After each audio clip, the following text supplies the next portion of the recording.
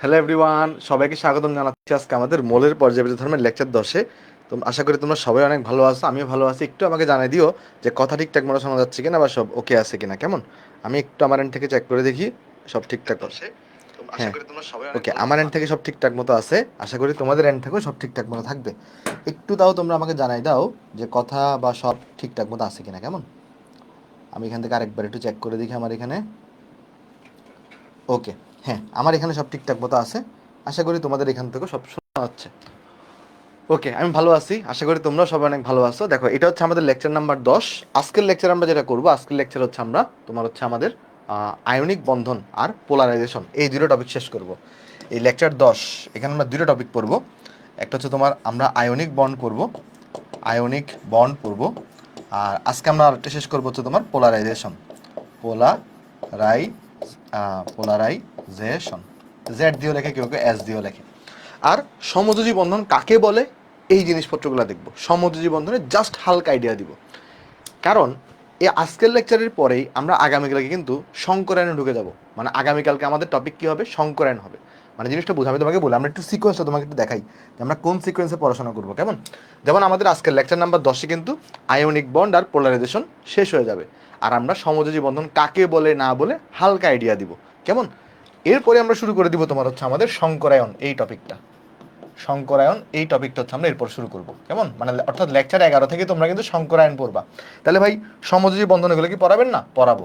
সংকরায়নের উপর আমাদের মোটামুটি 3 থেকে 4টা ক্লাস, ধরো 4টা ক্লাস লাগবে সংকরায়নের উপর। সংকরায়ন আমরা এ টু জেড যা আছে সব পড়বো। এই সংকরায়ন পড়ানোর পরে আমরা পড়বো সমযোজী বন্ধন, তারপরে ধরো সন্নিবেশ বন্ধন, তারপরে ধরো ধাতব বন্ধন। এইগুলো আলোচনা করব। ধাতব বন্ধন, মোটামুটি এগুলো আলোচনা করবো। আর এই দুটো জিনিস শেষ করতে আমাদের টোটাল লেকচার লাগবে 2টার মতো। টোটাল লেকচার লাগবে কটার মতো? 2টার মতো। আচ্ছা, 2 থেকে 3টা ধরতে পারো, বাট আমি দুইটাতেই হয়ে যাবে অ্যাকচুয়ালি। এটাও 3 থেকে 4টা, তো আমি 4টাতে শেষ করে দিব। 4-এর বেশি লাগবে না। আচ্ছা, এগুলো পড়ানোর পরে তোমার সংকরায়ন পড়ানো শেষ আমাদের। কারণ সমযোজী বন্ধন, সন্নিবেশ বন্ধন এগুলো পড়তে গেলে সংকরায়নের আইডিয়া লাগে। সো এই জন্য তোমাদের বইতে তুমি দেখবা আয়নিকের পরে সমযোজীগুলো ডাইরেক্ট শুরু করে দিছে, সংকরণের কথা নিয়ে আসে। বাট সংকরণ তো তুমি জানোই না। এই জন্য আমরা আগে কী করবো, এই দুটো টপিক আজকে পড়ার পর আমরা কিন্তু চলে যাবো সংকরায়নে আগামী ক্লাসে। সংকরায়ন আমরা 4 লেকচারে শেষ করব। এরপর আমরা সমযোজী বাকি থাকে বন্ধনগুলো পড়বো। এগুলো শেষ হওয়ার পরে আমাদের আলোচনা থাকবে আমাদের হাইড্রোজেন বন্ধন, তারপরে ধরো আরও যে ভ্যান্ডারওয়ালস বন্ধন আছে ওগুলা। কেমন? ভ্যান্ডারওয়ালস বন্ধন আছে ওগুলা।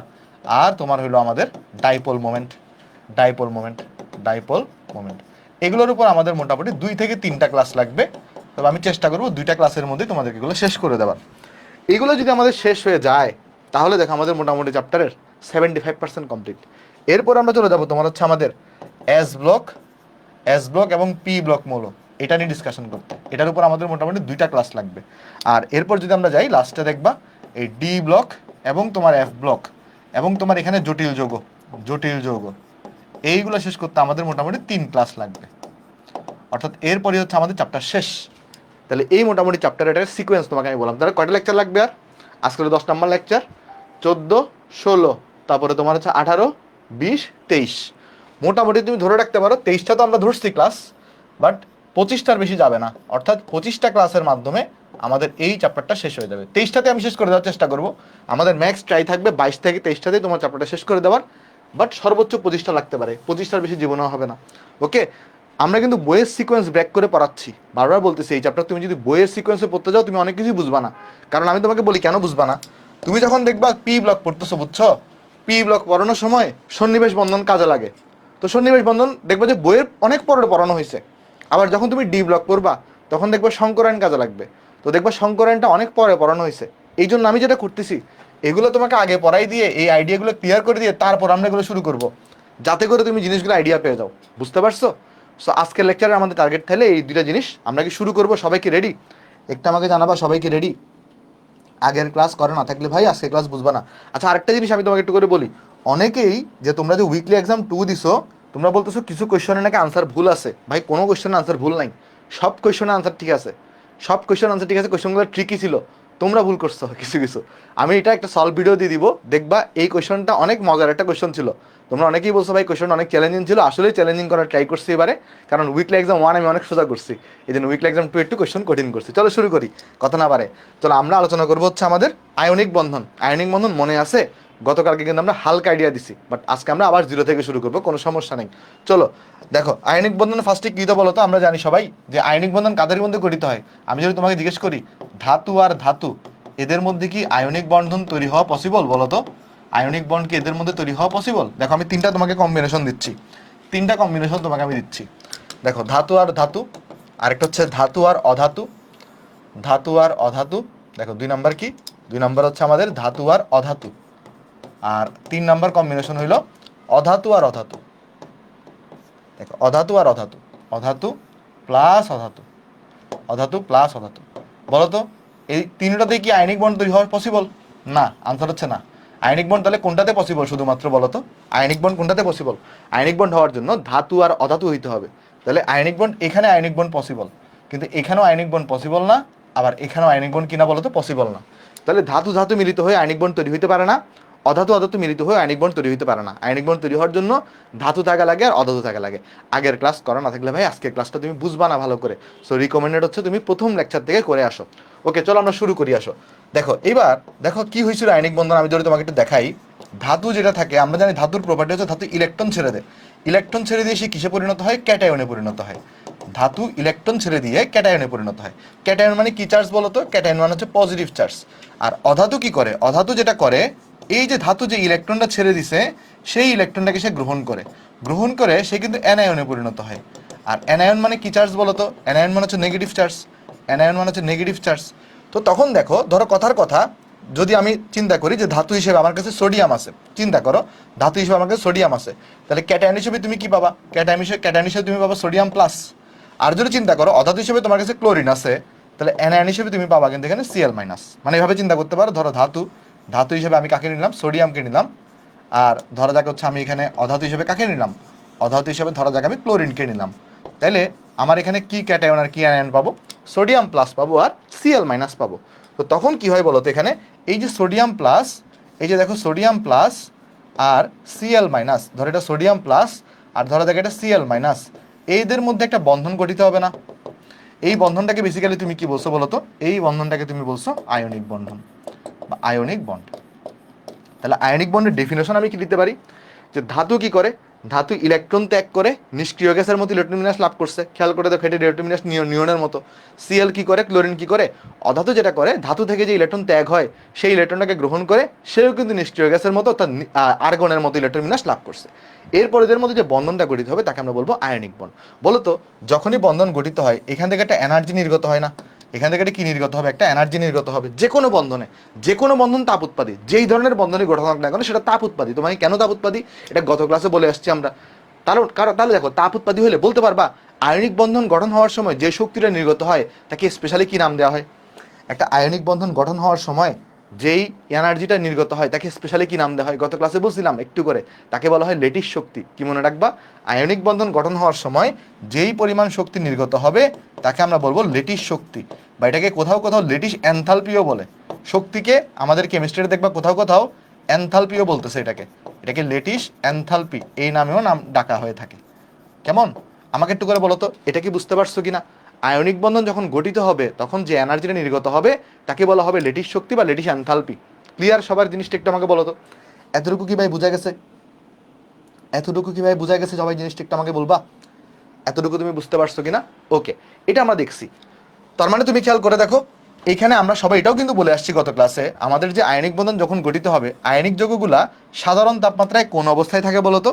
সাধারণ অবস্থায় এরা কিন্তু এই দেখো কিভাবে গঠিত হয়। এই যে ধরো একটা সোডিয়াম প্লাস, একটা ধরো Cl মাইনাস, একটা ধরো সোডিয়াম প্লাস, এটা Cl মাইনাস, এদের পরস্পরের মধ্যে কি আছে? আয়নিক বন্ড আছে। তাহলে এরা কিন্তু সাধারণ অবস্থায় কি আকারে থাকে? ক্যালাস, ক্যালাস আকারে থাকে। ক্যালাস মানে যেটাকে আমরা ক্রিস্টালও বলতেছি, ক্রিস্টাল আকারে থাকে। কেমন? বা লেটিস আকারে থাকে। এবং এটা কিন্তু সাধারণ অবস্থায় কি থাকে বলতো? কঠিন অবস্থায় থাকে। সাধারণ অবস্থায় কিভাবে পাওয়া যায়? ক্যালাস, এটা কিন্তু একটা কঠিন পদার্থ, এটা কিন্তু একটা কঠিন পদার্থ। আচ্ছা, আর গত ক্লাসে আমি আরেকটা জিনিস বলছি, সেটা হচ্ছে দেখো এই যে ধরো এই সোডিয়াম প্লাসটা, সেটা কোন Cl মাইনাসের সাথে আয়নিক বন্ধন গঠন করছে সেটা কিন্তু আমরা জানি না। এই সোডিয়াম প্লাসটা এই Cl মাইনাসের সাথে আয়নিক বন্ধন গঠন করতে পারে, এই সিএল মাইনাসের সাথে আয়নিক বন্ধন গঠন করতে পারে, এই সিএল মাইনাসের সাথে আয়নিক বন্ধন গঠন করতে পারে, আবার এই সিএল মাইনাসের সাথে আয়নিক বন্ধন গঠন করতে পারে। আমরা কিন্তু জানি না অ্যাকচুয়ালি এই সোডিয়াম প্লাসটা কার সাথে আয়নিক বন্ধন গঠন করছে। আমরা এটা জানি যে একটা সোডিয়াম প্লাস আর একটা সিএল মাইনাসের মধ্যে একটা আয়নিক বন্ধন গঠিত হবে, কিন্তু কার সাথে গঠিত হয়েছে, এটা কি ডানে গঠিত হয়েছে নাকি পাশে নিচে গঠিত হয়েছে নাকি উপরে নাকি পাশে, সেটা আমরা জানি না। এই জন্য বলা হয় আয়নিক বন্ধনের কোনো দিক ধর্ম নাই। এটা কি হবে, একটা পজিটিভ চার্জ রাখলে যে কোনো দিকের সাথে এসে নেগেটিভ চার্জ এখানে যুক্ত হয়ে এ কিন্তু বন্ড গঠন করতে পারবে। বুঝতে পারছি এতটুকু? আমরা লাস্ট ক্লাসে আমরা এতটুকু আলোচনা করছিলাম, একটু করে দেখো তো বোঝা গেছে কিনা, সবাই আশা করি বুঝতে পারছি। চলো নেক্সটে যাই। এগুলো কি সবার এই দেখো এই চিত্র আঁকার দরকার নাই, চিত্র তুমি জায়গা ফাঁকে রেখে নেক্সট ক্লাস শেষে এঁকে ফেলিও। এই লেখাগুলো তোলা হইলে একটু আমাকে বলো, তাহলে আমরা নেক্সট পৃষ্ঠায় যাব। এই লেখাগুলো একটু তোলা হইলে আমাকে বলো, তাহলে আমরা নেক্সট পৃষ্ঠায় যাব। তোলা হয়েছে সবার? ওকে, চলো নেক্সটে যাই, আসো নেক্সটে যাই। নেক্সটে চলো আমরা একটু করে তাহলে আয়নিক যোগের আমরা তোমার তাহলে বৈশিষ্ট্যগুলো দেখবো, বাট বৈশিষ্ট্য দেখার আগে চলো আমরা এটা ডেফিনেশনটা দেখে দিই। আয়নিক বন্ধনের ডেফিনেশন দেখে আসো। আয়নিক বন্ধনের তাহলে ডেফিনেশনটা কি হবে চলো দেখে আসো। আয়নিক বন্ধন এর ডেফিনেশন হবে ধাতু ও অধাতুর মধ্যে, ধাতু ও অধাতুর মধ্যে, ধাতু ও অধাতুর মধ্যে যোজ্যতা স্তরের ইলেকট্রন, যোজ্যতা স্তর, যোজ্যতা স্তর, যোজ্যতা স্তরের ইলেকট্রন,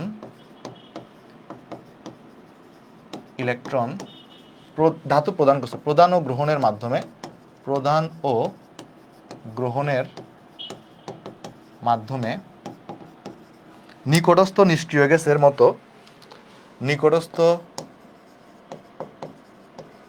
নিষ্ক্রিয় গ্যাসের মতো, নিষ্ক্রিয় গ্যাসের মতো ইলেকট্রন বিন্যাস অর্জন করে, বা ইলেকট্রন বিন্যাস অর্জনের মাধ্যমে, ইলেকট্রন বিন্যাস অর্জনে, আমি সব বুঝাই দিব তোমাকে আবার লেখাগুলো, অর্জনের মাধ্যমে এই যে ধনাত্মক আয়ন, ধনাত্মক আয়ন ও ঋণাত্মক আয়নের মধ্যে, ও ঋণাত্মক আয়নের মধ্যে, ঋণাত্মক আয়নের মধ্যে, আয়নের মধ্যে স্থির বৈদ্যুতিক আকর্ষণ বল দ্বারা, স্থির বৈদ্যুতিক আকর্ষণ বল দ্বারা, বল দ্বারা যে বন্ধন সৃষ্টি হয়, যে বন্ধন সৃষ্টি হয় তাকে, তাকে আয়নিক বন্ধন বলে। তার একটা কাজ করি, এটাকে একটু সামান্য আমি এই পাশে নিয়ে আসি, কেমন? এই লেখাটাকে আমি সামান্য একটু এই পাশে নিয়ে আসি, তাহলে এক লাইনে লিখে ফেলতে পারবো। আয়নিক বন্ধন বলে, আমি তোমাকে প্রতিটা ওয়ার্ড বাই ওয়ার্ড বুঝাই দিচ্ছি, টেনশন নিও না। আয়নিক বন্ধন বলে। ওকে, দেখো কি কি বলছি, চলো একটু লক্ষ্য করি। বলছি কি, ধাতু ও অধাতুর মধ্যে যোজ্যতা স্তরের যোজ্যতা স্তর মানে তোমরা সবাই জানো, ওই যে আমরা জানি সর্ববহিষ্ঠ স্তরটাকে আমরা যোজ্যতা স্তর বলি। খেয়াল করে দেখো কি হয়, ধরো সোডিয়াম, আমরা যদি লক্ষ্য করার চেষ্টা করি, দেখো ধরো সোডিয়াম, সোডিয়ামটা কি করবে, এর যোজ্যতা স্তরে কয়টা ইলেকট্রন থাকে আমরা সবাই জানি, এর যোজ্যতা স্তরে থাকে একটা ইলেকট্রন। সে কি করে, একটা ইলেকট্রনকে ত্যাগ করে সেখানে সোডিয়াম প্লাসে পরিণত হয়, সেখানে সোডিয়াম প্লাসে পরিণত হয়। আর এই ক্লোরিনটা তখন কি করে, ধরো এই যে ইলেকট্রনের সাথে ত্যাগ করছে, সেইটা ইলেকট্রনটাকে সে গ্রহণ করে, গ্রহণ করে সে কিন্তু এখানে কিসে পরিণত হবে, এই যে সিএল মাইনাসে পরিণত হবে। আর এই সিএল মাইনাসে পরিণত হওয়ার পরে, এই সিএল মাইনাসে পরিণত হওয়ার পরে এই যে সোডিয়াম প্লাস, এই যে সোডিয়াম প্লাস তুমি দেখতেছো, আর এখানে যে সিএল মাইনাসটা তোমার কাছে আছে, এদের মধ্যে তখন এটা কি গঠিত, একটা বন্ধন গঠিত হয়। আর এই বন্ধনটাকে আমরা কি বলতেছি, এই বন্ধনটাকে আমরা বেসিক্যালি বলতেছি আয়নিক বন্ধন, আয়নিক বন্ধন। তুমি যদি লক্ষ্য করে দেখো, এর যে ইলেকট্রন বিন্যাসটা, এর ইলেকট্রন বিন্যাসটা কিন্তু নিয়নের মতো, তুমি যদি লক্ষ্য করে দেখো নিষ্ক্রিয় গ্যাসের মতো। আর এই ইলেকট্রন বিন্যাসটা কার মতো, এই ইলেকট্রন বিন্যাসটা তোমার হচ্ছে আমাদের আর্গনের মতো, নিষ্ক্রিয় গ্যাসের মতো হয়ে গেছে। এই জন্যই বললাম যে ধাতু অধাতুর মধ্যে ইলেকট্রন প্রদান ও গ্রহণের মাধ্যমে, এটা প্রদান করে দিয়েছে, এটা গ্রহণ করছে, গ্রহণের মাধ্যমে নিষ্ক্রিয় গ্যাসের মতো ইলেকট্রন বিন্যাস অর্জনের মাধ্যমে, দেখো নিষ্ক্রিয় গ্যাস ইলেকট্রন বিন্যাস অর্জন করছে এই ধনাত্মক আয়ন এবং ঋণাত্মক আয়নের মধ্যে। স্থির বৈদ্যুতিক আকর্ষণ বল মানে কি, দেখো তো একটা জিনিস, এই পজিটিভ চার্জ আর নেগেটিভ চার্জের মধ্যে কোন ধরনের বল থাকে কেউ বলতে পারবা? পজিটিভ আর নেগেটিভের মধ্যে দুটো চার্জিত বস্তুর মধ্যে কোন ধরনের বল থাকে? আমরা জানি কুলম্ব বল থাকে। আর কুলম্ব বলকে কি বলি আমরা বলতো? কুলম্ব বলকে বলা হয়ে থাকে স্থির বৈদ্যুতিক আকর্ষণ বল দ্বারা, মানে এই কুলম্ব বল দ্বারা যে আসলে বন্ধনটা সৃষ্টি হবে তাকে আমরা আয়নিক বন্ধন বলি। আর একটা আয়নিক বন্ধন সৃষ্টি হওয়ার সময় বা এটাকে আমরা কি বলি, দেখো আয়নিক বন্ধন সৃষ্টি হয়ে কি তৈরি হয় বলতো? ক্যালাস তৈরি হয় না? তাহলে আমরা বলতে পারি ভাবে আয়নিক বন্ধন সৃষ্টির মাধ্যমে ক্যালাস তৈরি হওয়ার সময় যেই শক্তিটা তৈরি হবে তাকে আমরা কি বলে থাকি? তাকে আমরা বলে থাকি লেটিস শক্তি। তাকে আমরা বলে থাকি লেটিস শক্তি আমরা বলে থাকি, বা লেটিস এনথালপি আমরা বলে থাকি, বা লেটিস এনার্জি আমরা বলে থাকি। এবার তুমি আমাকে একটা জিনিস বলো, যদি আমি আয়নিক বন্ধনকে ভাঙতে চাই তাহলে আমাকে মিনিমাম কতটুকু এনার্জি দেওয়া লাগবে বলতে পারবা? যদি আমি আয়নিক বন্ধনকে ভাঙতে চাই তাহলে আমাকে মিনিমাম কতটুকু এনার্জি দেওয়া লাগবে? দেখো একটা জিনিস, এই এনার্জিটা বের হয়ে গেছে বলেই বন্ধনটা গঠিত হইতে পারছে। তাহলে তুমি যদি লেটিস এনথালপির সমান পরিমাণ এনার্জি দাও বা এর থেকে বেশি এনার্জি দাও তাহলে কি হবে? এই আয়নিক বন্ধনটা ভেঙে যাবে না? মানে পয়েন্টটা বুঝো। এই যে এখানে একটা বন্ধন গঠিত হয়েছে, বন্ধনটা গঠিত হওয়ার সময় এই এনার্জিটা বের হয়ে গেছে, তাহলে এবার যদি এই এনার্জিটাকে এখানে আবার প্রবেশ করাই দাও বা এর থেকে বেশি এনার্জি দাও তাহলে কি হবে? আয়নিক বন্ধনটা ভেঙে যাবে। তাহলে আমি যদি তোমাকে জিজ্ঞেস করি আয়নিক বন্ধন ভাঙার শর্ত কি, তাহলে তুমি বলবা আয়নিক বন্ধন ভাঙার শর্ত হচ্ছে লেটিস শক্তি থেকে বেশি পরিমাণ শক্তি কি করতে হবে? প্রদান করতে হবে, বা লেটিস শক্তি দিলেও হবে। এতটুকু কি বোঝা গেছে জিনিসটা? দেখো তো একটু করে আমাকে বলো তো, এতটুকু তুমি বুঝছো কিনা? তাহলে আমি যদি তোমাকে জিজ্ঞেস করি যে এটার ভাঙার শর্ত কি, তাহলে তুমি এখানে বলবা যে, আমি তোমাকে যদি বলি দেখো আয়নিক বন্ধন ভাঙার শর্ত, আয়নিক বন্ধন, আয়নিক বন্ধন ভাঙার শর্ত, ভাঙার শর্ত হইতেছে তোমার এখানে এই যে তুমি যে প্রধান শক্তি প্রদান করবা, এই প্রদানকৃত শক্তিটা কি হইতে হবে? এই লেটিস শক্তি থেকে বেশি হইতে হবে, মানে বাইরে থেকে যে শক্তি তুমি প্রদান করবা সেটা থেকে বেশি হইতে হবে। বুঝা গেছে জিনিসটা? দেখো তো বুঝছো কিনা সবাই? এতটুকু কি বুঝতে পারছি আমরা সবাই? যদি বুঝে থাকি বা তুলে ফেলো, তুলা হইলে আমাকে একটু করে বলো, তারপর আমরা নেক্সটে চলে যাবো। এটা একটু করে তুলা হইলে আমাকে তাহলে বলো, এরপর আমরা তাহলে নেক্সটে চলে যাবো। সবার ডান? ডান আশা করি তুলতে পারছো। চলো আমরা নেক্সটে যাই। আসো নেক্সটে। এবার আমরা দেখবো আয়নিক যৌগের বৈশিষ্ট্যগুলা কেমন। এবার আমরা বৈশিষ্ট্যগুলা একে একে করে দেখবো। চলো দেখি বৈশিষ্ট্য দেখি। আসো, প্রথম বৈশিষ্ট্য কি বলতো? প্রথম বৈশিষ্ট্য হচ্ছে আমাদের 1 নাম্বার বৈশিষ্ট্য দেখো, সেটা হইলো আয়নিক যৌগ যেগুলো থাকবে, ভালো করে বুঝে আসো, আয়নিক যৌগ যেগুলো থাকবে এরা কিন্তু সাধারণ অবস্থায় বা সাধারণ তাপমাত্রায়, যাই তুমি বলো না কেন, তারা কিন্তু কি থাকে? এই যে ক্যালাস আকারে থাকে। তারা কিন্তু কি থাকবে? ক্রিস্টাল বা ক্যালাস আকারে থাকে, বা লেটিস আকারে থাকে, বা যেটাকে আমরা লেটিস আকারে থাকে। ঠিক আছে? আচ্ছা, এবার তুমি একটা জিনিস তুমি লক্ষ্য করে দেখো, যদি ক্যালাস আকারে থাকে তাহলে সেখানে আসলে তোমার ইলেকট্রন চলাচল করতে পারে না, বা বেসিক্যালি যে ঘটনা ঘটে, ইলেকট্রন দৌড়াদৌড়ি করতে পারে না। ইলেকট্রন দৌড়াদৌড়ি করতে পারে কখন? আমি তোমাকে একটু করে বলি। দেখো, তোমরা কি এই অ্যানোড আর ক্যাথোড চিনো? তোমরা কি আমাকে একটু করে বলো তো, তোমরা কি অ্যানোড আর ক্যাথোড চিনো? অ্যানোড আর ক্যাথোড আমরা তোমাদেরকে এটা তড়িৎ রসায়নে পড়াবো চ্যাপ্টার 4 সেকেন্ড ইয়ারে, বাট 9 10 হয়তো হালকা আইডিয়া তোমাদের ছিল। দেখো, এটাকে যদি আমরা অ্যানোড বলি আর এটাকে আমরা বলতে পারি ক্যাথোড। অ্যানোডে কি হয়, ক্যাথোডে কি হয়, এগুলো এখন জানার দরকার নাই। অ্যানোড যেমন অ্যানোডে জারণ হয়, ক্যাথোডে বিজারণ হয়, এগুলো আমরা সব পড়বো, টেনশন নিও না। জাস্ট আমরা বুঝিয়ে আসো। ধরো কথার কথা, এখানে আমি একটা অ্যানোডের সাথে ধরো ব্যাটারির বড় প্রান্তকে লাগাইছি। কেন অ্যানোডের সাথে ব্যাটারির বড় প্রান্ত, কেন ক্যাথোডের সাথে ছোট প্রান্ত, সব আমরা তড়িৎ রসায়নে পড়বো, এখন দরকার নেই। দেখো, যাই হোক, তাহলে দেখো তো এখানে তুমি যদি বড় প্রান্তকে লাগাও তাহলে কি হবে তখন? এখানে আমরা জানি ব্যাটারির বড় প্রান্ত থেকে পজিটিভ চার্জ, আর এই ছোট প্রান্ত থেকে নেগেটিভ চার্জ। তাহলে পজিটিভ চার্জগুলো এখানে চলে আসবে, আর নেগেটিভ চার্জগুলো এখানে থাকবে তখন। এখন যখন আমরা কি করব, একটা আয়নিক যৌগকে, ধরো কথার কথা, এখানে আমি যদি এটা জলীয় দ্রবণে রাখি, জলীয় দ্রবণে রাখলে কি হবে? আয়নিক যৌগটা আয়নে বিভক্ত হবে না। যখন কি হবে বলতো, এখানে সোডিয়াম প্লাস তৈরি হবে, আর এরপর ধরো Cl মাইনাস তৈরি হবে। বলতে পারবা কে অ্যানোডে যাবে আর কে ক্যাথোডে যাবে? ধরো কথার কথা, আমি যদি জিজ্ঞেস করি এই সোডিয়াম প্লাস আর Cl মাইনাসের মধ্যে কে অ্যানোডে যাবে বলো তো? সোডিয়াম প্লাস আর Cl মাইনাসের মধ্যে কে অ্যানোডে যাবে? আরেকবার বোঝাই বলি। দেখো, অ্যানোডে তুমি ব্যাটারি বড় প্রান্তকে লাগাই, কেন লাগাই সেটা আমরা তড়িৎ রসায়নে পড়বো। ক্যাথোডে আমরা ব্যাটারি ছোট প্রান্তকে লাগাই। এখন বড় প্রান্ত থেকে পজিটিভ চার্জ, ছোট প্রান্ত থেকে নেগেটিভ চার্জ। এখন তুমি চিন্তা করে দেখো, আমি যদি একটা সোডিয়াম ক্লোরাইডের জলীয় দ্রবণ নিই, জলীয় দ্রবণে সেটা আয়নে বিভক্ত হয়, সোডিয়াম প্লাস আর Cl মাইনাস তৈরি হবে, তাহলে তখন কি হবে? এই অ্যানোডে যাবে নেগেটিভ চার্জটা যাবে, কারণ পজিটিভ চার্জ নেগেটিভ চার্জকে আকর্ষণ করবে। তাহলে তখন দেখা যাবে এই অ্যানোডে এটা যাবে আর ক্যাথোডে এটা যাবে। আর এটা অ্যানোডে গিয়ে কি করে? এটা অ্যানোডে গিয়ে হচ্ছে ইলেকট্রন ছেড়ে দেয়। তখন সেই ইলেকট্রনের মানে তোমার ইলেকট্রন দৌড়াদৌড়ির মাধ্যমে বলো বা আদান প্রদানের মাধ্যমে বলো, সেখান থেকে আমরা তড়িৎ প্রবাহ পাই। বাট ক্রিস্টাল অবস্থায় বা তোমার লেটিস অবস্থায় বা কঠিন অবস্থায় এটা কোনো ইলেকট্রন ত্যাগ করে না, বা ইলেকট্রনের মানে কোনো আদান প্রদান হয় না, বা ইলেকট্রন চলাচল করতে পারে না। এই কারণে আমাদের আয়নিক যৌগ মনে রাখবা, আয়নিক যৌগ যেগুলো আছে তারা কিন্তু কঠিন অবস্থায় বিদ্যুৎ পরিবহন করে না। কি মনে রাখবো আমরা? আয়নিক যৌগ কি করে না? আমাদের কঠিন সলিড বা কঠিন অবস্থায় এই আয়নিক যৌগ মনে রাখবা কঠিন অবস্থায় তড়িৎ পরিবহন করে না। কঠিন অবস্থায় তড়িৎ পরিবহন করে না। তাহলে কখন করবে? এটা তড়িৎ পরিবহন করে জলীয় দ্রবণে অথবা অথবা গলিত অবস্থায় মানে যখনই আয়ন তৈরি হবে গলিত অবস্থায় কি করবে? তড়িৎ পরিবহন করবে। গলিত অবস্থায় তড়িৎ পরিবহন করে। বোঝা গেছে জিনিসগুলা? একটু করে দেখো তো বুঝছো কিনা।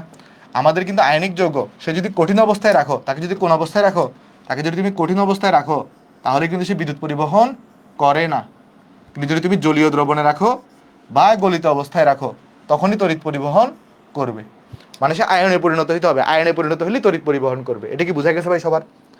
এটা কি সবাই বুঝতে পারছে? আমরা দেখো তো আরেকবার বলতেছি। দেখো, বললাম যে আমাদের আয়নিক যৌগ যখন ক্রিস্টাল লেটিস অবস্থায় থাকে, দেখো দেখো এখানে দেখো, এটা একটা ক্রিস্টাল লেটিস অবস্থা বা কঠিন অবস্থা।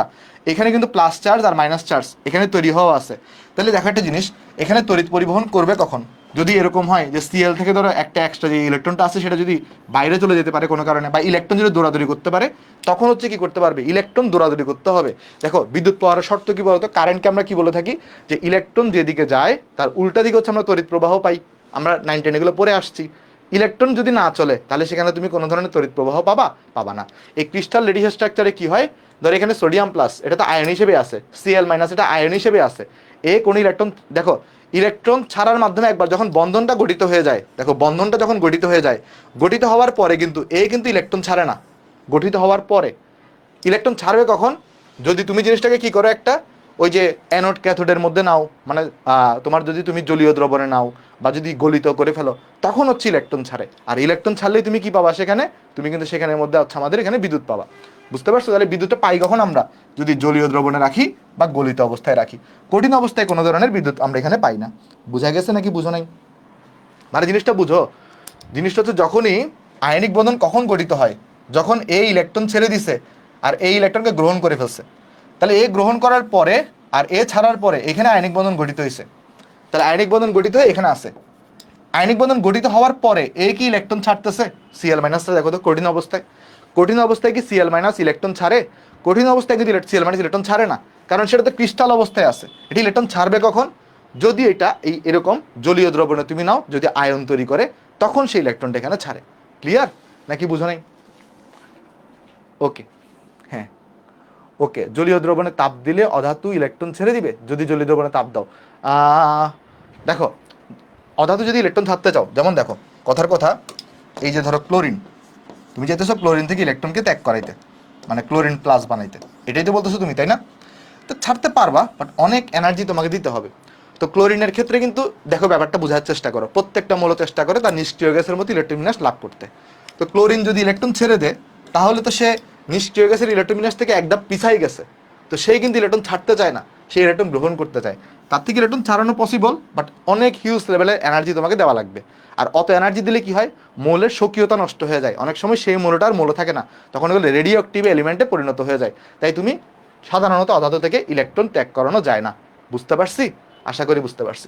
এবার আসো দেখো 2 নাম্বার বৈশিষ্ট্য। 2 নাম্বার দেখো, এই যে আয়নিক যৌগগুলা তারা যেহেতু ক্যালাস বা লেটিস আকারে থাকে, তাহলে এদেরকে কিন্তু ভাঙাটা অনেক কষ্টকর, মানে এদেরকে গলানো অনেক কষ্টকর। তাই এদের কিন্তু গণনাঙ্ক আর স্ফুটনাঙ্ক কি হয়ে থাকে? উচ্চ হয়ে থাকে। মানে জিনিসটা চিন্তা করে দেখো, ধরো কথার কথা এখানে 2টা CH4 আছে। এই যে আমরা দেখছিলাম না গতকালকে, এটা একটা CH4, এটা একটা CH4, এটা একটা দেখো CH4 কি যৌগ? CH4 হচ্ছে সমযোজী যৌগ। তাহলে এদের মধ্যে কিন্তু দুর্বল ভ্যান ডার ওয়ালস বন্ধন আছে। তাহলে এখানে সামান্য তাপ দিলে এটা ভেঙে যাবে, আর ভেঙে গিয়ে এটা আলাদা হয়ে গিয়ে এরা কিন্তু গণনাঙ্কে পৌঁছায় যাচ্ছে। কিন্তু আয়নিক যৌগে কিন্তু এরকম না। আয়নিক যৌগকে তুমি যদি গলাইতে চাও তাহলে পুরা ক্যালাসটাকে তোমার গলাইতে হবে, মানে পুরা জিনিসটাকে তোমার গলাইতে হবে, কারণ এটা সিস্টেমটা অনেক বেশি স্ট্রং। কারণ এখানে প্লাস মাইনাস থাকার কারণে এদের মধ্যে স্ট্রং ইলেকট্রন, মানে ওই যে ইলেকট্রোস্ট্যাটিক ফোর্স থাকে বা কুলম্ব বল থাকে, কারণ এখানে প্লাস মাইনাস আছে, এদের মধ্যে অনেক বেশি আকর্ষণ থাকে। তাহলে এটাকে যদি গলাইতে চাও তাহলে পুরো জিনিসটাকে তোমার গলাইতে হবে, তাহলে তোমাকে অনেক হিউজ টেম্পারেচার দিতে হবে। এই কারণে কি হয়, আমাদের যে আয়নিক যৌগ থাকে এরা কিন্তু উচ্চ গলনাঙ্ক স্ফুটনাঙ্ক বিশিষ্ট হয়ে থাকে। তাহলে আমরা মনে রাখবো আমাদের যে আয়নিক যৌগ এদের বৈশিষ্ট্য কি? এরা উচ্চ গলনাঙ্ক এবং উচ্চ স্ফুটনাঙ্ক বিশিষ্ট হয়ে থাকে। উচ্চ স্ফুটনাঙ্ক বিশিষ্ট হয়ে থাকে, স্ফুটনাঙ্ক বিশিষ্ট হয়। এটা কি বোঝা গেছে ভাই? দেখো একটু করে, এতটুকু বুঝতে পারছো কিনা? দেখো এতটুকু বুঝতে পারছো কিনা? এতটুকু কি বোঝা গেছে ভাই সবার?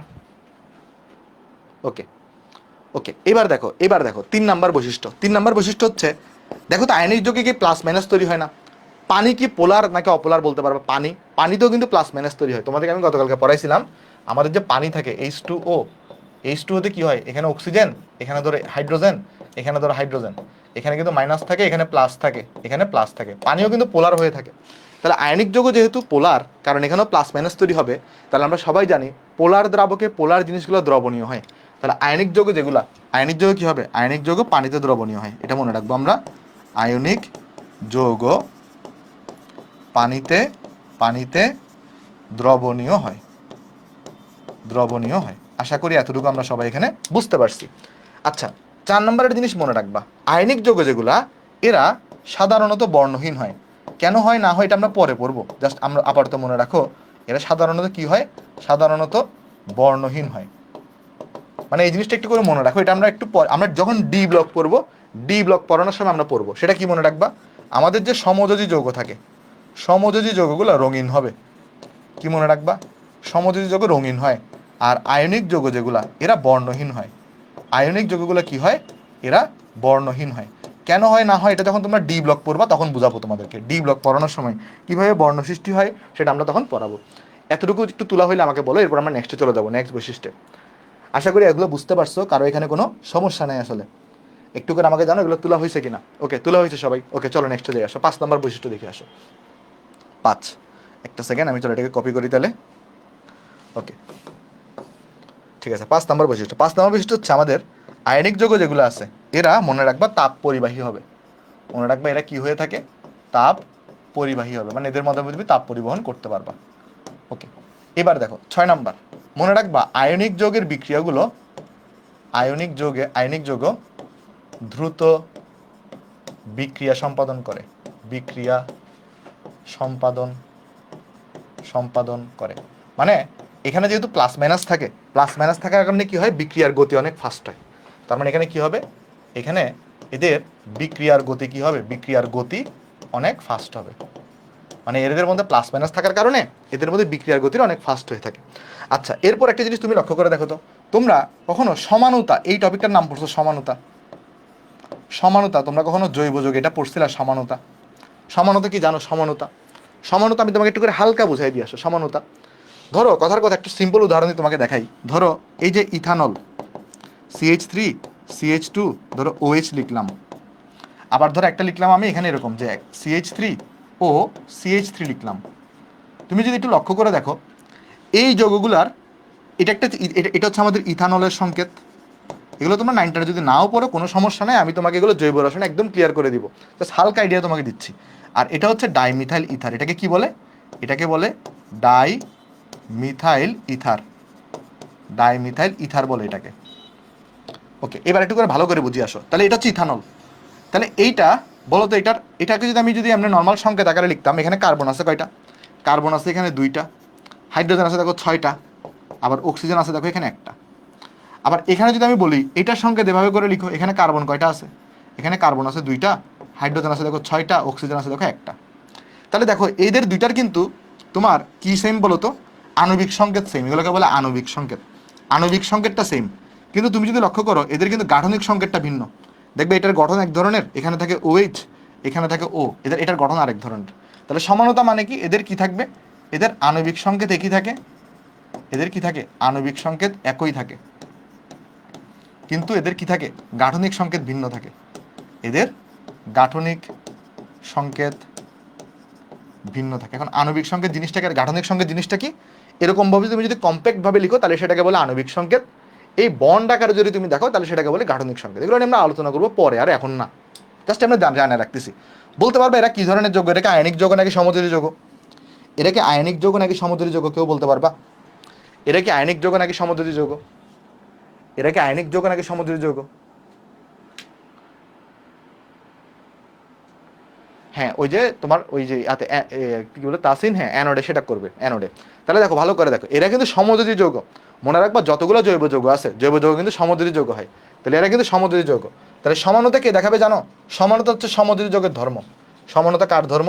সমানতা হচ্ছে সমযোজী যৌগের ধর্ম। সমযোজী যৌগের ধর্ম সমানতা। তাহলে আমি যদি জিজ্ঞেস করি আয়নিক যৌগের, তাহলে আয়নিক যৌগে কি দেখায় না? আয়নিক যৌগের সমানতা দেখাবে না। তাহলে আমরা 7 নম্বরে কি মনে রাখবো? 7 নম্বর আমরা মনে রাখবো আয়নিক যৌগ সমানতা প্রদর্শন করে না। আয়নিক যৌগ সমানতা প্রদর্শন করে না। দেখো আমাকে বলো এই বৈশিষ্ট্যগুলো বোঝা গেছে কি না? না বুঝলে আমাকে বলতে পারো।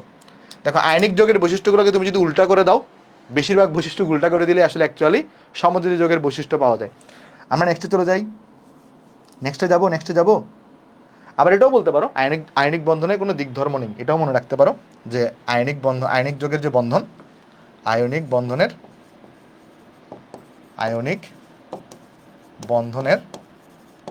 দিক ধর্ম নেই। ওকে, আশা করি এগুলো বুঝতে পারছি সবাই। আমরা নেক্সটে যাই। চলো নেক্সটে চলে যাই, আসো। ওকে, কোনটা বুঝো নাই ভাই বলো তো? কোনটা বুঝো নাই? শামীম কোনটা বুঝো নাই? 8 নাম্বারটা। এই যে দেখো দিক ধর্ম নাই মানে কি বুঝেছি আমি তোমাকে, দেখো এই যে তোমাকে বলছিলাম, আমি যদি তোমাকে জিজ্ঞেস করি এই যে এই সোডিয়ামের সাথে কোন ক্লোরিনের আয়নিক বন্ধন আছে, এই ক্লোরিনের নাকি এই ক্লোরিনের, আমরা কিন্তু জানি না। যে কোনো ক্লোরিনের সাথে কি থাকতে পারে? তার আয়নিক বন্ধন থাকতে পারে। হইতে পারে এটার ক্ষেত্রে এটার সাথে আয়নিক বন্ধন আছে, এটার ক্ষেত্রে এটার সাথে আয়নিক বন্ধন আছে, এটার ক্ষেত্রে এটার সাথে আয়নিক বন্ধন আছে, আমাদের এটার সাথে এটার আয়নিক বন্ধন আছে, মানে যে কোনো দিকে আয়নিক বন্ধন ঘটে দিতে পারে। তাই আয়নিক যে বন্ধনটা তার কোনো পার্টিকুলার দিক নাই আর কি। এই জন্যই বললাম এটার কোনো কি নাই, নির্দিষ্ট দিক ধর্ম নাই। আশা করি এটা বুঝতে পারছি। ঠিক আছে, তাহলে চলো আমরা নেক্সটে চলে যাবো, আসো। নেক্সট এখন আমরা দেখবো সেটা হলো আয়নিক বন্ধন গঠনের শর্ত। তাহলে চলো আমরা এখন দেখার চেষ্টা করি যে আমাদের আয়নিক বন্ধন গঠনের শর্ত। তাহলে চলো এটা একটু দেখাই দিয়ে আসো। আমরা মনে রাখবো আয়নিক বন্ধন গঠনের শর্ত। দেখি আসো। তাহলে এখানে আমি হেডলাইন দিই আয়নিক বন্ধন গঠনের শর্ত। আয়নিক বন্ধন গঠনের শর্ত। ওকে, দেখো প্রথম শর্ত, 3টা শর্ত আছে। আসলে অনেকগুলো শর্ত আছে, বাট মেইন শর্ত হচ্ছে 3টা। মেইন শর্ত কয়টা? মেইন শর্ত হচ্ছে 3টা। দেখো প্রথম শর্ত সেটা হচ্ছে ধাতুর নির্ম আয়নীকরণ শক্তি হতে হবে। ধাতুর নির্ম আয়নীকরণ শক্তি হতে হবে। তাহলে প্রথম শর্ত কি বলতো? ধাতুর নির্ম আয়নীকরণ শক্তি হতে হবে। দেখো এখন যদি তুমি আয়নীকরণ শক্তি না পড়তা তাহলে কিন্তু জিনিসটা বুঝতা না। তোমাদের কি মনে আছে আয়নীকরণ শক্তি কাকে বলে? আয়নীকরণ শক্তি জিনিসটা কি? আয়নীকরণ শক্তি মানে হচ্ছে ধরো কোনো একটা পরমাণু তুমি নিছো, ধরো এক্স এখানে নিছো, এই এক্স থেকে একটা ইলেকট্রনকে তুমি বের করবা, তাহলে এটাকে ইলেকট্রনকে বের করে এক্স প্লাসে পরিণত করবা। তো এইটাকে এক্স থেকে এক্স প্লাসে পরিণত করার জন্য যেই এনার্জি তোমাকে প্রদান করা লাগবে তাকে আমরা কি বলতাম? আয়নীকরণ শক্তি বলতাম। এখন তুমি চিন্তা করে দেখো, আমরা সবাই জানি ধাতু কি করে, এখানে ধাতু হচ্ছে ইলেকট্রন ত্যাগ করে ওই ক্যাটায়নে পরিণত হয়। তাহলে ধাতুর যদি আয়নীকরণ শক্তি অনেক বেশি হয় তাহলে সেখান থেকে তুমি ইলেকট্রনই বের করতে পারবে না। আর ইলেকট্রন বের না করতে পারলে সেখানে তো এটা ক্যাটায়নে পরিণত হবে না, তাহলে সেখানে আয়নিক বন্ধন গঠিত হবে? আয়নিক বন্ধন গঠিত হবে না। তাহলে আয়নিক বন্ধন গঠন হওয়ার শর্ত কি? ধাতুর কি হইতে হবে? ধাতুর নির্ম আয়নীকরণ শক্তি হইতে হবে। নির্ম আয়নীকরণ শক্তি হলে লাভ কি? সহজেই ইলেকট্রন ত্যাগ করবে, সহজেই ক্যাটায়নে পরিণত হবে। বুঝতে পারছি নাকি বুঝি নাই বলো তো? বলো এটা কি বুঝছো? 1 নাম্বারটা কি বুঝছো সবাই? একটু করে আমাকে জানাও 1 নাম্বারটা কি সবাই বুঝতে পারছো? কারণ আমরা সবাই জানি ধাতু কি করে? ধাতু ইলেকট্রন ত্যাগ করে গিয়ে সেটা হচ্ছে ক্যাটায়নে পরিণত হয়। তো ধাতুর যদি আয়নীকরণ শক্তি যদি কম হয় তাহলে ইলেকট্রনটা সহজে বের হবে, সহজে ক্যাটায়ন তৈরি হবে। বুঝছো? 2 নাম্বার বৈশিষ্ট্য দেখো, সেটা হলো অধাতুর উচ্চ ইলেকট্রন আসক্তি থাকতে হবে। অধাতুর উচ্চ ইলেকট্রন আসক্তি থাকতে হবে। অধাতুর কি থাকতে হবে? উচ্চ ইলেকট্রন আসক্তি থাকতে হবে। এটার মানে কি দেখো, অধাতু কি করে বলো তো? অধাতু যেটা করে সে হচ্ছে ধাতু যে ইলেকট্রনটা ত্যাগ করে তাকে সে গ্রহণ করে সে কিন্তু অ্যানায়নে পরিণত হয়। এখন তুমি জিনিসটা চিন্তা করে দেখো, ধরো ইলেকট্রন আসক্তি মানে কি? এই যে ইলেকট্রন গ্রহণের প্রবণতা, ধরো এখানে একটা ওয়াইকে নিলা, এক্সও নিতে পারতা, সে ধরো একটা ইলেকট্রন ত্যাগ গ্রহণ করে এখানে ধরো ওয়াই মাইনাসে পরিণত হবে। তো সে যত সহজে ইলেকট্রনকে গ্রহণ করবে তার ইলেকট্রন আসক্তি বা ইলেকট্রন অ্যাফিনিটির মান তত উচ্চ হবে, যত সহজে ইলেকট্রনকে গ্রহণ করবে সেটাকে। এখন তুমি চিন্তা করে দেখো, যদি অধাতুর ইলেকট্রন আসক্তির মানটা নির্ম হইতো তাহলে সে কি ইলেকট্রনকে গ্রহণ করতে পারতো বলো তো? যদি অধাতুর ইলেকট্রন আসক্তি নির্ম হয় তাহলে কিন্তু সে কি করতে পারে না, ইলেকট্রনকে গ্রহণ করতে পারে না। ইলেকট্রনকে সহজে সে গ্রহণ, কারণ ইলেকট্রন আসক্তি মানে কি, ইলেকট্রন গ্রহণের প্রবণতা। তাহলে যার ইলেকট্রন আসক্তি যত বেশি সে তত সহজে ইলেকট্রন গ্রহণ করে। তোমরা দেখে আসছো না যে আমাদের এখানে বাম থেকে ডানে গেলে ইলেকট্রন আসক্তি বাড়ে, যেমন অক্সিজেন থেকে ফ্লোরিনের ইলেকট্রন আসক্তি বেশি। তাহলে যত বেশি ইলেকট্রন আসক্তি হবে তত সহজ ইলেকট্রনকে গ্রহণ করবে। তাই কি করতে হবে, যেহেতু অধাতুকে ইলেকট্রন গ্রহণ করতে হয়, কাকে, অধাতুকে ইলেকট্রন গ্রহণ করতে হয়, তার অধাতুরই উচ্চ ইলেকট্রন আসক্তি থাকতে হবে। বুঝা গেছে সবাই জিনিসটা, নাকি বুঝো নাই? বলো একটু করে বুঝছো কিনা। আশা করি বুঝতে পারছো, আশা করি বুঝতে পারছো এতটুকু। 2 নাম্বারটা কি সবার ক্লিয়ার? একটু করে আমাকে বলবা 2 নাম্বারটা সবার ক্লিয়ার কিনা, একটু তাড়াতাড়ি জানাইতে হবে, কারণ আমাদের একটা টপিক আরো বাকি আছে, এখনো পড়তে হবে তাড়াতাড়ি। ওকে চলো, বুঝছো আশা করি। দেখো এবার একটা জিনিস বুঝো, সেটা হইলো আমরা বললাম যে আমার কাছে ধরা যাক একটা এক্স প্লাস আছে, আর ধরা যাক একটা ওয়াই মাইনাস আছে। ভালো করে বুঝো, একটা এক্স প্লাস আছে আর একটা ধরা যাক ওয়াই মাইনাস আছে। আচ্ছা এদের মধ্যে কি গঠিত হয়েছে? এদের মধ্যে আয়নিক বন্ধন গঠিত হয়েছে। আচ্ছা এখান থেকে যে এনার্জিটা বের হবে তাকে তুমি কি বলছো? তাকে তুমি বলছো হচ্ছে লেটিস শক্তি। তাকে তুমি বলছো লেটিস শক্তি। আচ্ছা বলো তো, এটা যেহেতু আয়নিক বন্ধন গঠিত হওয়ার পরে যখন আয়নিক যৌগ হবে, আমাকে বলো আয়নিক বন্ধন গঠিত হওয়ার পরে যখন আয়নিক যৌগ হবে, যৌগের এনার্জি বেশি হয় না কম হয়? যৌগের এনার্জি বেশি হয় না কম হয়? যৌগের এনার্জি বেশি হয় না কম হয়? তোমাকে এগুলো সব গত ক্লাসে বলছি। যৌগের এনার্জি কিন্তু কম হয়, যৌগের এনার্জি কম হয়, কারণ যৌগ কি হয়ে থাকে, যৌগ স্টেবল হয়ে থাকে। যৌগের এনার্জি কম হবে, যৌগ স্টেবল হয়, আমরা যা পড়াইছি স্টেবিলিটির সাথে এনার্জি সম্পর্ক ব্যস্তানুপাতিক ছিল। তাহলে যৌগের এনার্জি কিন্তু কম হবে, যৌগের এনার্জি কিন্তু কম হবে, যৌগের এনার্জি কম হবে, এটা গত ক্লাসের পড়া। একটা জিনিস তুমি আমাকে বলো, সেটা হইলো, আচ্ছা 2 নাম্বারটা আরেকবার বোঝাচ্ছে, আগে এটা 3 নাম্বারটা বলি আসো। আগে 2 নাম্বার বোঝাচ্ছি, দেখো দেখো ভালো করে বুঝো। এই এনার্জিটা যত বেশি বের হয়ে যাবে, বলো তো লেটিস শক্তির মানটা যত বেশি হবে এই এনার্জিটা তত কম হবে না? বলো তো এটা বুঝতেছো কিনা? এটা তারাই বুঝতে পারবা যারা গত ক্লাসটা করে আসছো। আরেকবার বলি, দেখো তোমাদের মনে আছে কিনা, আমি তোমাকে পড়াইছিলাম, দেখো ভালো করে বুঝো, আমি তোমাকে পড়াইছিলাম যে হাইড্রোজেন আর হাইড্রোজেন এটা যুক্ত হয়ে H2 হয়েছিল। তো এখানের মধ্যে বলছিলাম যে এখানে এনার্জি বেশি, এখানে এনার্জি বেশি, কিন্তু এখানে এনার্জি কম। এনার্জি কম মানে কি, এখান থেকে এনার্জি বের হয়ে গেছে। তাহলে যত বেশি এনার্জি বের হবে, যত বেশি এনার্জি বের হবে তত কিন্তু যৌগের এনার্জি কম থাকবে, আর তত বেশি যৌগটার স্টেবিলিটি বেশি হবে। তত বেশি কি হবে, যৌগের স্টেবিলিটি স্টেবিলিটি বেশি হবে। এটা আমরা গত ক্লাসে পড়াইছি তোমাকে।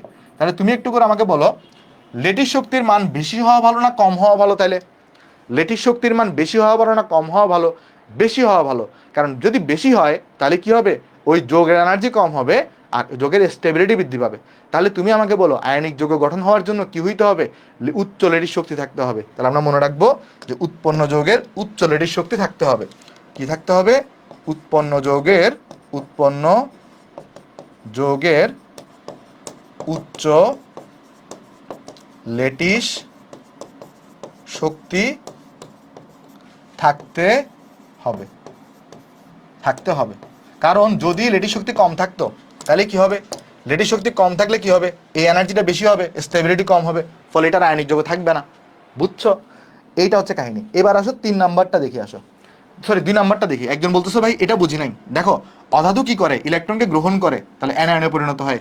তুমি চিন্তা করে দেখো, ইলেকট্রন গ্রহণের যে ঘটনাটা ছিল সেটাকে আমরা বলছিলাম ইলেকট্রন আসক্তি। যে যত সহজে ইলেকট্রন গ্রহণ করতে পারে তার ইলেকট্রন আসক্তির মানটা তত বেশি হয়। তো চিন্তা করে দেখো, এই অধাতুর যদি ইলেকট্রন আসক্তিটা অনেক কম হইতো তাহলে সে কিন্তু ইলেকট্রনকে গ্রহণ করতে চাইতো না, আর সে কিন্তু তখন অ্যানায়নে পরিণত হইতো না। তাহলে এটাকে অ্যানায়নে পরিণত হওয়ার জন্য একে তো ইলেকট্রন গ্রহণ করতে হবে, তাহলে এর ইলেকট্রন আসক্তির মান কি হইতে হবে, উচ্চ হইতে হবে। এই জন্যই বললাম অধাতুর ইলেকট্রন শক্তির মানটা উচ্চ হইতে হবে। তাহলে 3টা হচ্ছে, যদি তুমি শর্ত মানে তাহলে সেখানে কি গঠিত হবে বলো তো, তোমার এখানে সেই ক্ষেত্রে আয়নিক বন্ধন গঠিত হবে। একটু করে আমাকে বলো এগুলো তুলা হয়েছে কিনা সবার, তুলা হইলে আমাকে জানাও, তুলা হইলে আমাকে সবাই জানাও। আশা করি তুলছো সবাই, আশা করি সবাই তুলছো।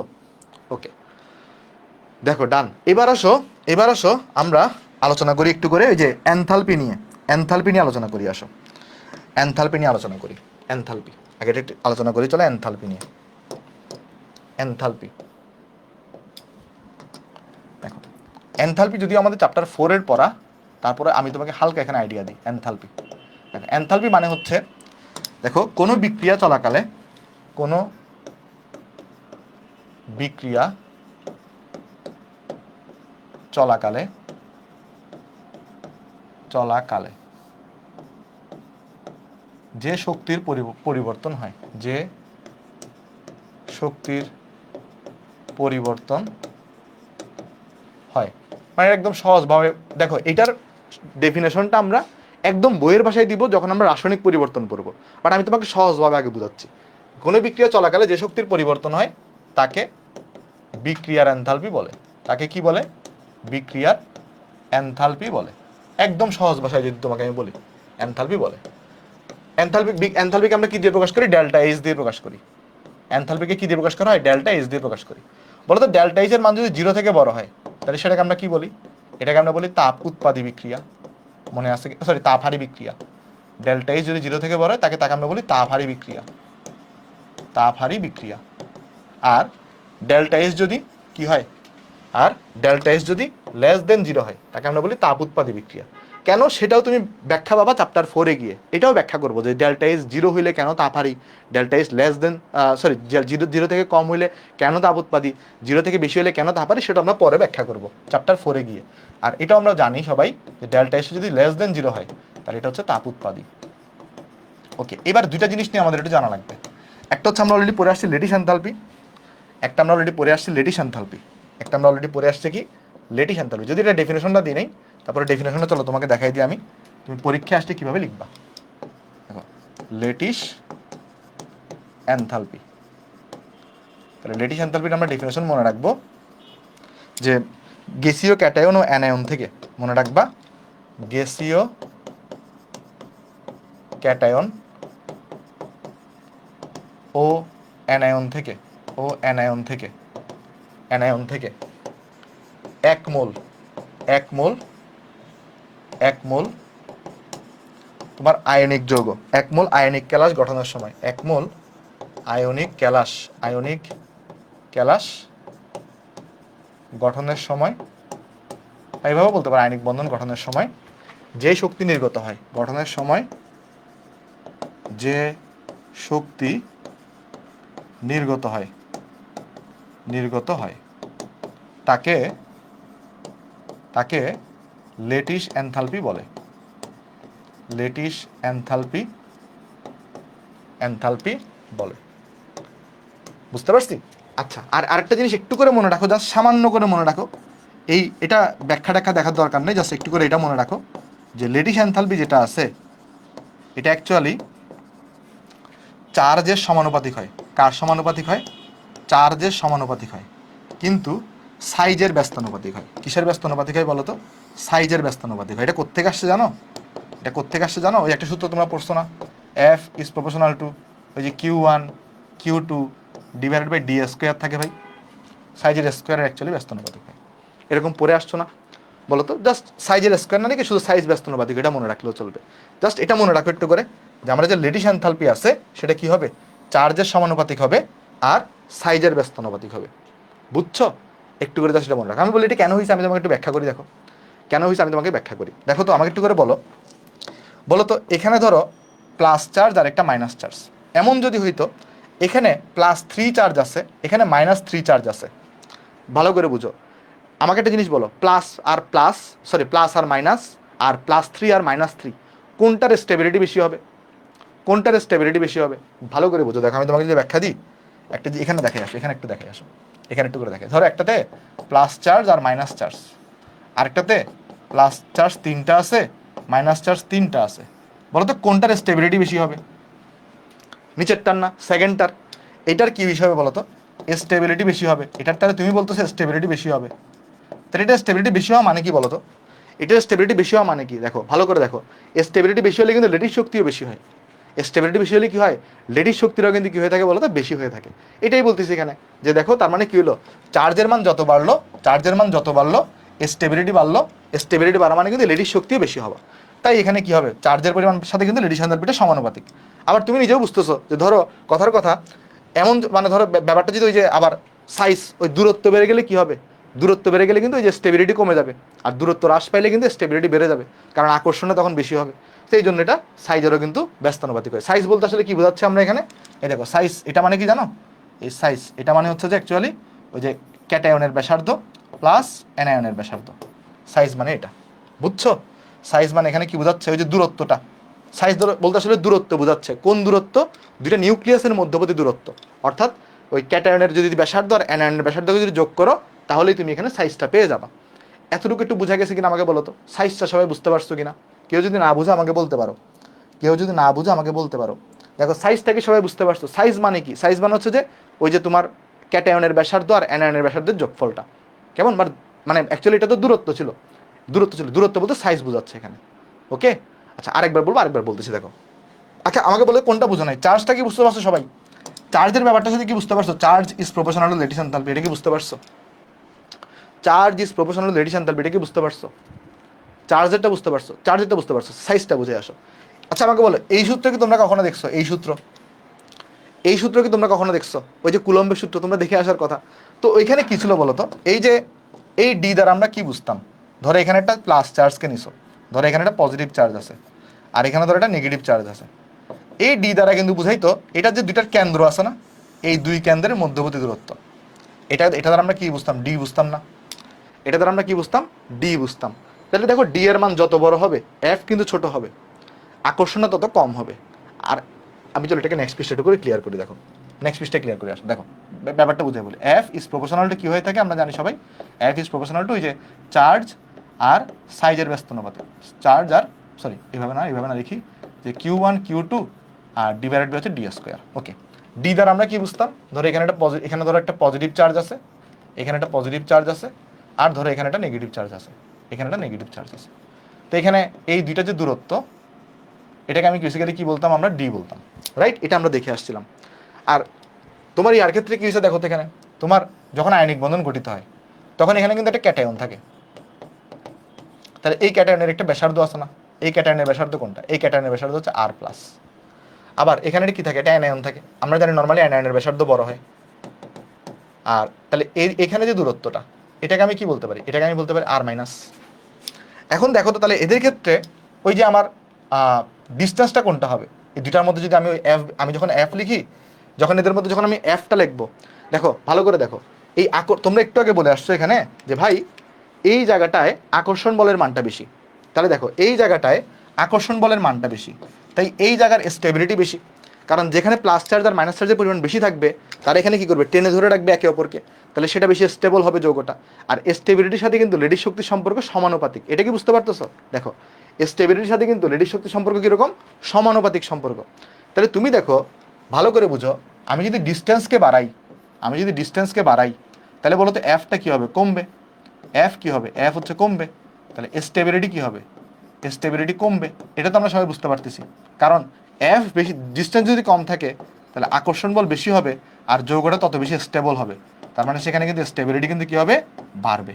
বুঝছো? স্টেবিলিটি বাড়বে। তাহলে এখন তুমি দেখো এই যে ডি বলতেছো, তুমি কি বোঝাচ্ছ? এই ডিস্টেন্সটাকে বোঝাচ্ছ, দুইটা নিউক্লিয়াসের মধ্যবর্তী দূরত্বকে। তাহলে এখানে ডি কোনটা হবে? এখানে ডি অ্যাকচুয়ালি হবে এই দূরত্বটা না? এই দূরত্বটা ডি হবে না বলো তো? এই দূরত্বটা ডি হবে না? এই দূরত্বটা হবে ডি। এই দূরত্বটা কি হবে? ডি হবে কিনা বলো তো? এইখানে কি ডিটা বুঝতে পারছো? জাস্ট এটা বলো ডিটা বুঝতে পারছো কিনা? ডি দ্বারা কি বোঝাবে? এই দুইটা নিউক্লিয়াসের মধ্যবর্তী দূরত্ব বোঝাবে। তো তুমি যদি চিন্তা করে দেখো যে দেখো তাহলে এইখানে এই ডিটাকে আমি তাহলে অ্যাকচুয়ালি এভাবে লিখতে পারি, এখানে কোনো একটা ভ্যালু থাকবে, এই ভ্যালুটা আমি জানি না, এই ভ্যালু আমার কাছে আননোন, এটা আমি জানি না, এটা আমি জানি না, এই ভ্যালুটা আমি জানি না। আর এখানে হচ্ছে আর প্লাস আর আর মাইনাস, এভাবে লিখতে পারি। লেখা যায় এই জিনিসটাকে? দেখো তো, দেখো এই যে মাঝখানের ভ্যালুটা সেটা আমি কত সেটা জানি না, তাহলে এটাকে আমি একটা আননোন ভ্যালু ধরে নিলাম, আর প্লাস আর আর মাইনাস দিয়ে লিখলাম। তাহলে আমি এভাবে বলতে পারি না যে আমার আর প্লাস আর আর মাইনাসের যে যোগফল এটা যখন বড় হবে তখন আমার ডি বড় হবে। এভাবে কি বলা যায়? দেখো ওইটা যে এটা এই দুটো যখন যোগফল যখন বড় হবে, দেখো এই দুটোর যোগফল যখন বড় হবে ডেফিনেটলি ডিটা বড় হবে। আর ডি বড় হলে কি হবে বলো তো? এফটা হচ্ছে ছোট হবে। আর এফ ছোট হলে কি হবে? একটু আগে দেখে আসছো তুমি, দেখো এফ যদি ছোট হয়, দেখো এফ যদি ছোট হয় তাহলে কি হবে? দেখো এফ যদি ছোট হয় তাহলে তোমার সেই ক্ষেত্রে স্টেবিলিটি কম হবে। আর স্টেবিলিটি যদি কম হয় তাহলে তোমার সেই ক্ষেত্রে লেটিস শক্তি এটা কম হবে। দেখো তো বুঝছো কিনা এবার সবাই? বুঝছো এবার? আর যদি কি হয়, এটা যদি বড় হয়, দেখো এটা যদি বড় হয়, এটার মান যদি বড় থাকে তাহলে এখানে কি হবে? ডি যেটা আছে এটা ছোট হবে, তাই না? না, ভুল করছি তো, ভুল করছি। এটা যদি ছোট হয়, বড় তো প্রথমে দেখাইছি, এটা যদি ছোট হয় তাহলে ডি হবে ছোট, আর ডি ছোট হলে এফ হবে বড়। আর এফ বড় হওয়া মানে কি আকর্ষণ বেশি হওয়া, মানে সেই প্লাস মাইনাসের মধ্যে আকর্ষণ বেশি হলে সেই যোগের স্টেবিলিটি বেশি হবে, আর স্টেবিলিটি বেশি হলে লেটিস শক্তিটা বড় হবে, লেটিস শক্তিটা কি হবে, লেটিস শক্তি বেশি হবে। তাহলে দিন শেষে তুমি এভাবে মনে রাখবা যে অ্যাকচুয়ালি ওই যে সাইজ দিয়ে মনে রাখবা আর কি, সাইজের সাথে এটা সম্পর্ক ব্যস্তানুপাতিক। এই যে দেখো, মানে এটাই তোমাকে লিখছি যে সাইজ যত ছোট হবে, সাইজ বলতে আসলে এটা অ্যাকচুয়ালি দুটো নিউক্লিয়াসের দূরত্ব বোঝাচ্ছি। আর দূরত্বের ক্ষেত্রে যেটা প্রবলেম যে আমি অ্যাকচুয়ালি কিন্তু এই দূরত্বটা জানি না, এই দূরত্বের কথা সেটা আমি জানি না, এটাকে আমি আননোন ভ্যালু ধরে নিলাম, এটাকে ধরে নিলাম আননোন ভ্যালু। বাট তাহলে বাকি ডিটা আসলে এটার উপর ডিপেন্ড করে, এটার মান তো ধরো মোটামুটি কনস্ট্যান্ট, তাহলে ডি ডিপেন্ড করতেছে কিন্তু এটার উপর। তো এইটা যদি কি হয়, বড় হয়, তাহলে ডি অ্যাকচুয়ালি বড়, এফ তখন ছোট, আর এফ ছোট হলে স্টেবিলিটি কম। বুঝতে পারছি আমরা সবাই? এবার বলো তো একটু করে। আশা করি বুঝতে পারছো, আশা করি বুঝতে পারছো। এবার আমি তোমাকে যদি একটা জিনিস জিজ্ঞেস করি, সেটা হলো ধরো আমি বললাম ধরো কথার কথা এই লিথিয়াম ক্লোরাইড আর ধরো সোডিয়াম ক্লোরাইড, এই দুটার মধ্যে ধরো বলো তো লেটিস এনথালপি কার বেশি হবে, লেটিস এনথালপি কার বেশি হবে? ধরো আমি বললাম এই দুটার মধ্যে লেটিস এনথালপি এটা কার বেশি হবে, তখন তুমি বলবা যে ভাই এখানে তো এই দুটা সেম, তাহলে এর ক্ষেত্রে হচ্ছে আবার আটটা বড়, এর ক্ষেত্রে হচ্ছে কি রেডিয়াসটা বড়, এই রেডিয়াসটা হচ্ছে ছোট, এই রেডিয়াসটা ছোট, কারণ এটা হচ্ছে উপরে থাকে। তাহলে এই রেডিয়াসটা বড় হইলে তাহলে এখানে ডিটা বড়, ডি তাহলে বড় আসবে, আর ডি বড় আসলে এফ ছোট আসবে। তার মানে এটার কিন্তু কি হবে, এই লেটিস এনথালপিটা কম হবে। তাহলে এখানে বড় কোনটা হবে বলো তো? লেটিস এনথালপি কার বেশি হবে? LiCl এরটা বেশি হবে, কার তুলনায়? NaCl এর তুলনায়। বুঝতেছো কিনা দেখো তো, বুঝতে পারছো এটা নাকি বুঝো নাই? বুঝছো নাকি বুঝো নাই? আরেকবার বোঝাই বলি দেখো, তোমাকে বললাম এই দুটার মধ্যে তুমি কম্পেয়ার করো, তখন তুমি বলবো যে ভাই সিএল তো এখানে সেম, তাহলে সিএল দিয়ে আমি চিন্তা করে লাভ নাই, তাহলে আমাকে চিন্তা করতে হবে Na আর Li দিয়ে। তাহলে এখানে এটা হচ্ছে আর প্লাস হবে, তো এটা তো আমরা জানি এটা তৃতীয় পর্যায়ে, এটা দ্বিতীয় পর্যায়ে, তাহলে এটা রেডিয়াসটা ডেফিনেটলি বড় হবে। তাহলে এখানে রেডিয়াস যদি বড় হয়, তাহলে অ্যাকচুয়ালি এই যে দুটা নিউক্লিয়াসের যে মধ্যবর্তী দূরত্ব, এই দূরত্বটা বেশি হবে, আর দূরত্ব বেশি হলে এফ কম হবে, এফ কম হলে স্টেবিলিটি কম, লেটিস এনথালপি মান কম, তাহলে এটা লেটিস এনথালপি কম, তাহলে এখানে বড় হবে কোনটা? বড় হবে LiCl। ক্লিয়ার সবার? আমাকে একটু করে জানাও এটা বোঝা গেছে কিনা, না বুঝলে আমাকে তুমি বলতে পারো, না বুঝলে আমাকে তুমি বলতে পারো, একটু করে আমাকে জানাও যে বুঝতে পারছো কিনা সবাই। ওকে বুঝতে পারছো, দেখে আরেকটা করো, দেখে আরেকটা করো। সেটা হলো ধরো যাক আমাকে যদি বলে এরকম কথার কথা, ধরো বললো যে NaI বললো, আরেকটা ধরো বললো হচ্ছে Na, কথার আরেকটা ধরো বললো NaI বলছে একটা, আরেকটা ধরো বলা আছে MgCl2, বলো তো কোনটাতে বড় হবে? আরেকবার বুঝাবো? আচ্ছা আরেকবার বুঝাচ্ছি, দাঁড়া এটা আরেকবার বুঝাচ্ছি, এটা তো আমি নেক্সট পৃষ্ঠা আরেকবার বুঝে আসি। মানে আমাকে যদি ফার্স্টে যদি এটা বলে দেখো LiCl আর NaCl, এটা ভালো করে বুঝে আসো, LiCl আর এখানে আছে NaCl, একদম স্টেপ বাই স্টেপ বুঝাচ্ছি। দেখো এখানে তো দুইটা সিএল, তাহলে এই সিএল দিয়ে আমি কম্পারিজন করে লাভ নাই, তাহলে এখানে দেখো ভিন্ন হচ্ছে কে আছে Li আর Na, তো N এর ব্যাসার্ধ আর প্লাস, এটার ব্যাসার্ধ আর প্লাস, মানে যেহেতু এরা যেহেতু ক্যাটায়ন, বাট এখানে কোন আর প্লাসটা বড় হবে বলো তো? এটা হচ্ছে এই Li হচ্ছে দ্বিতীয় পর্যায়ের মৌল, সেকেন্ড পর্যায়ের মৌল, আর সোডিয়াম হচ্ছে তৃতীয় পর্যায়ের মৌল, তাহলে ডেফিনেটলি এর যে ব্যাসার্ধটা এটা বড় হবে। তাহলে আমরা সবাই জানি ওই যে ডি যেটা ছিল, ডি ডি বলতে আমরা কি বোঝাচ্ছি? সাইজ বোঝাচ্ছি। ডি অ্যাকচুয়ালি এই যে একটা ফিক্সড ভ্যালু থাকে, আর ওই যে দুটা নিউক্লিয়াসের মধ্যবর্তী দূরত্ব হয়। এই যে দেখো এখানে দেখাইছি, এটা আর প্লাস, এটা আর মাইনাস, তার মানে যখন আর প্লাসটা যার আর প্লাস বড় হবে তার ডি বড় হবে, তাহলে এর অ্যাকচুয়ালি ডিটা বড়, এর অ্যাকচুয়ালি ডি বড়, এর অ্যাকচুয়ালি ডিটা বড় হবে। তাহলে যদি ডি বড় হয় তাহলে এর এফ কম হবে, কারণ আমরা সূত্র জানি এফ ইজ প্রপোর্শনাল টু এই যে Q1 Q2 divided by D square. So D বড় হইলে এফ ছোট হবে, তাহলে এফ ছোট মানে স্টেবিলিটি কম হওয়া, স্টেবিলিটি কম মানে লেটিস শক্তি কম হওয়া। তাহলে আমি যদি বলি লেটিস এনথালপির কম্পারিজন করো, লেটিস এনথালপির কম্পারিজন করো এই দুটার মধ্যে, তখন তুমি বলবা এখানে এই যে আমাদের সোডিয়াম LiCl এর লেটিস এনথালপি কার থেকে বেশি? সোডিয়াম Cl থেকে বেশি হয়ে থাকে, সোডিয়াম ক্লোরাইড থেকে বেশি হয়ে থাকে। এখানে তুমি কিন্তু চার্জ কনসিডার করা লাগে নাই, কারণ সবার চার্জ এখানে +-1 করে। বাট আমি তোমাকে আরেকটা উদাহরণ এখন দিলাম, সেটা কোনটা? একটা হচ্ছে এখানে কিছি এই যে কোথায় ছিল উদাহরণটা, গেছে কে কোথায়? দেখো দিছিলাম উদাহরণ দিছিলাম তোমাকে এখানে আমি যতটুকু মনে পড়ে NaCl, আরেকটা হচ্ছে ধরো এখানে দিলাম আমি MgCl2, এই দুটার মধ্যে জিজ্ঞেস করছি। তাহলে এই দুটার মধ্যে দেখো ফার্স্ট এখানে চার্জগুলো ভিন্ন, দেখো এখানে কিন্তু +1 চার্জ আর -1 চার্জ, এখানে দেখো +2 চার্জ আর -2 চার্জ। তো যখন তুমি দেখো আমরা জানি এটা Q1 Q2 গুণফলের সমান, তো যখন গুণফল করবা এটা তো 1 আসবে, এখানে 4 চলে আসবে, তো রেডিয়াসে যাওয়ার দরকারই নেই তখন। বুঝতে পারছো নাকি বুঝো নাই? তাহলে রেডিয়াসে যাওয়ার দরকারই নেই, তাহলে এখানে কি হবে তোমার বলো? এখানে তখন হচ্ছে যে +4 হয়ে যাচ্ছে আলটিমেটলি, এখানে 4 আসতেছে গুণফল, এখানে 1 আসতেছে। তো যার চার্জের মান বেশি, যার চার্জের মান বেশি, আগে চার্জ দিয়ে কম্পারিজন করবা, চার্জের মান যার বেশি হবে তার কি হবে বলো তো, তার কিন্তু ওই এফটা বড় হবে, তার মানে তার লেটিস এনথালপিটা বড় হবে। তাহলে আমি যদি এখানে লেটিস এনথালপির কম্পারিজন করি, তাহলে কিন্তু এখানে ম্যাগনেসিয়াম ক্লোরাইডের লেটিস এনথালপিটা বড় হবে। আশা করি বুঝতে পারছো সবাই। একটু করে আমাকে কমেন্টে জানাও এটা বোঝা গেছে কিনা। সবাই কি বুঝতে পারছি আমরা? হ্যাঁ, এনএআই দিলেও সমস্যা নাই, তবে তো তুমি চার্জ 1 তাই না? আগে চার্জ দিয়ে কম্পারিজন করো, যদি এটা এনএআই থাকে MgCl2 থাকে, MgCl2 বড় হবে। আগে চার্জ দিয়ে দেখবা। আশা করি বোঝা গেছে সবার। আমি নেক্সটে যাই। শেষ। সবাই কি বুঝতে পারছি এবার যেগুলো আসলে কি পারবা সবাই আমাকে বলো তো? লেডি হ্যান্ডেলপি থেকে যদিও তোমার অত কোশ্চেন আসে না, বাট আশা করি তোমরা পারবা। চলো নেক্সটে যাই আসো। নেক্সটে আমরা এখন দেখবো সেটা হচ্ছে আয়নিক যৌগের পানিতে দ্রবণীয়তা। একটা জিনিস বুঝো, এটা হচ্ছে আমার আয়নিক যৌগ, তাহলে আয়নিক যৌগ পানিতে দ্রবণীয় হবে কি হবে না এটা বোঝার জন্য আমাদের কি বুঝতে হবে আমি তোমাকে একটু করে বলি আসো। সেটা হলো, ভালো করে লক্ষ্য করে দেখো, সেটা হচ্ছে তোমার পানিতে, পানির স্ট্রাকচার আমরা সবাই জানি। পানিতে কি হয়, এই ধরো এখানে একটা অক্সিজেন, এখানে একটা হাইড্রোজেন, এখানে ধরো একটা হাইড্রোজেন, ভালো করে বুঝিয়ে আসো। তাহলে এটা ডেল্টা নেগেটিভ, এটা ধরো ডেল্টা পজিটিভ, এটা ধরো ডেল্টা পজিটিভ। জিনিসগুলো অনেক মজার যদি তুমি বুঝতে পারো, যদি তুমি বুঝতে পারো তাহলে অনেক মজার। দেখো, আয়নিক যৌগের পানিতে দ্রবণীয়তা বলতে কি বোঝাচ্ছি, যে আয়নিক যৌগটাকে আমার পানিতে দ্রবণীয় হবে নাকি হবে না। বলো তো আয়নিক যৌগ কখন পানিতে দ্রবণীয় হবে? যদি সে আয়ন তৈরি করে, অর্থাৎ যদি সোডিয়াম প্লাস আর Cl মাইনাসটা পরিণত হয়। মানে জিনিসটা কি দেখো, ধরো এখানে সোডিয়াম ক্লোরাইড একটা আয়নিক যৌগ, ধরো সোডিয়াম ক্লোরাইড এটা হচ্ছে একটা আয়নিক যৌগ, এটা পানিতে ঠিক তখনই দ্রবণীয় হবে যদি সোডিয়াম প্লাস আর Cl মাইনাস তৈরি হয়।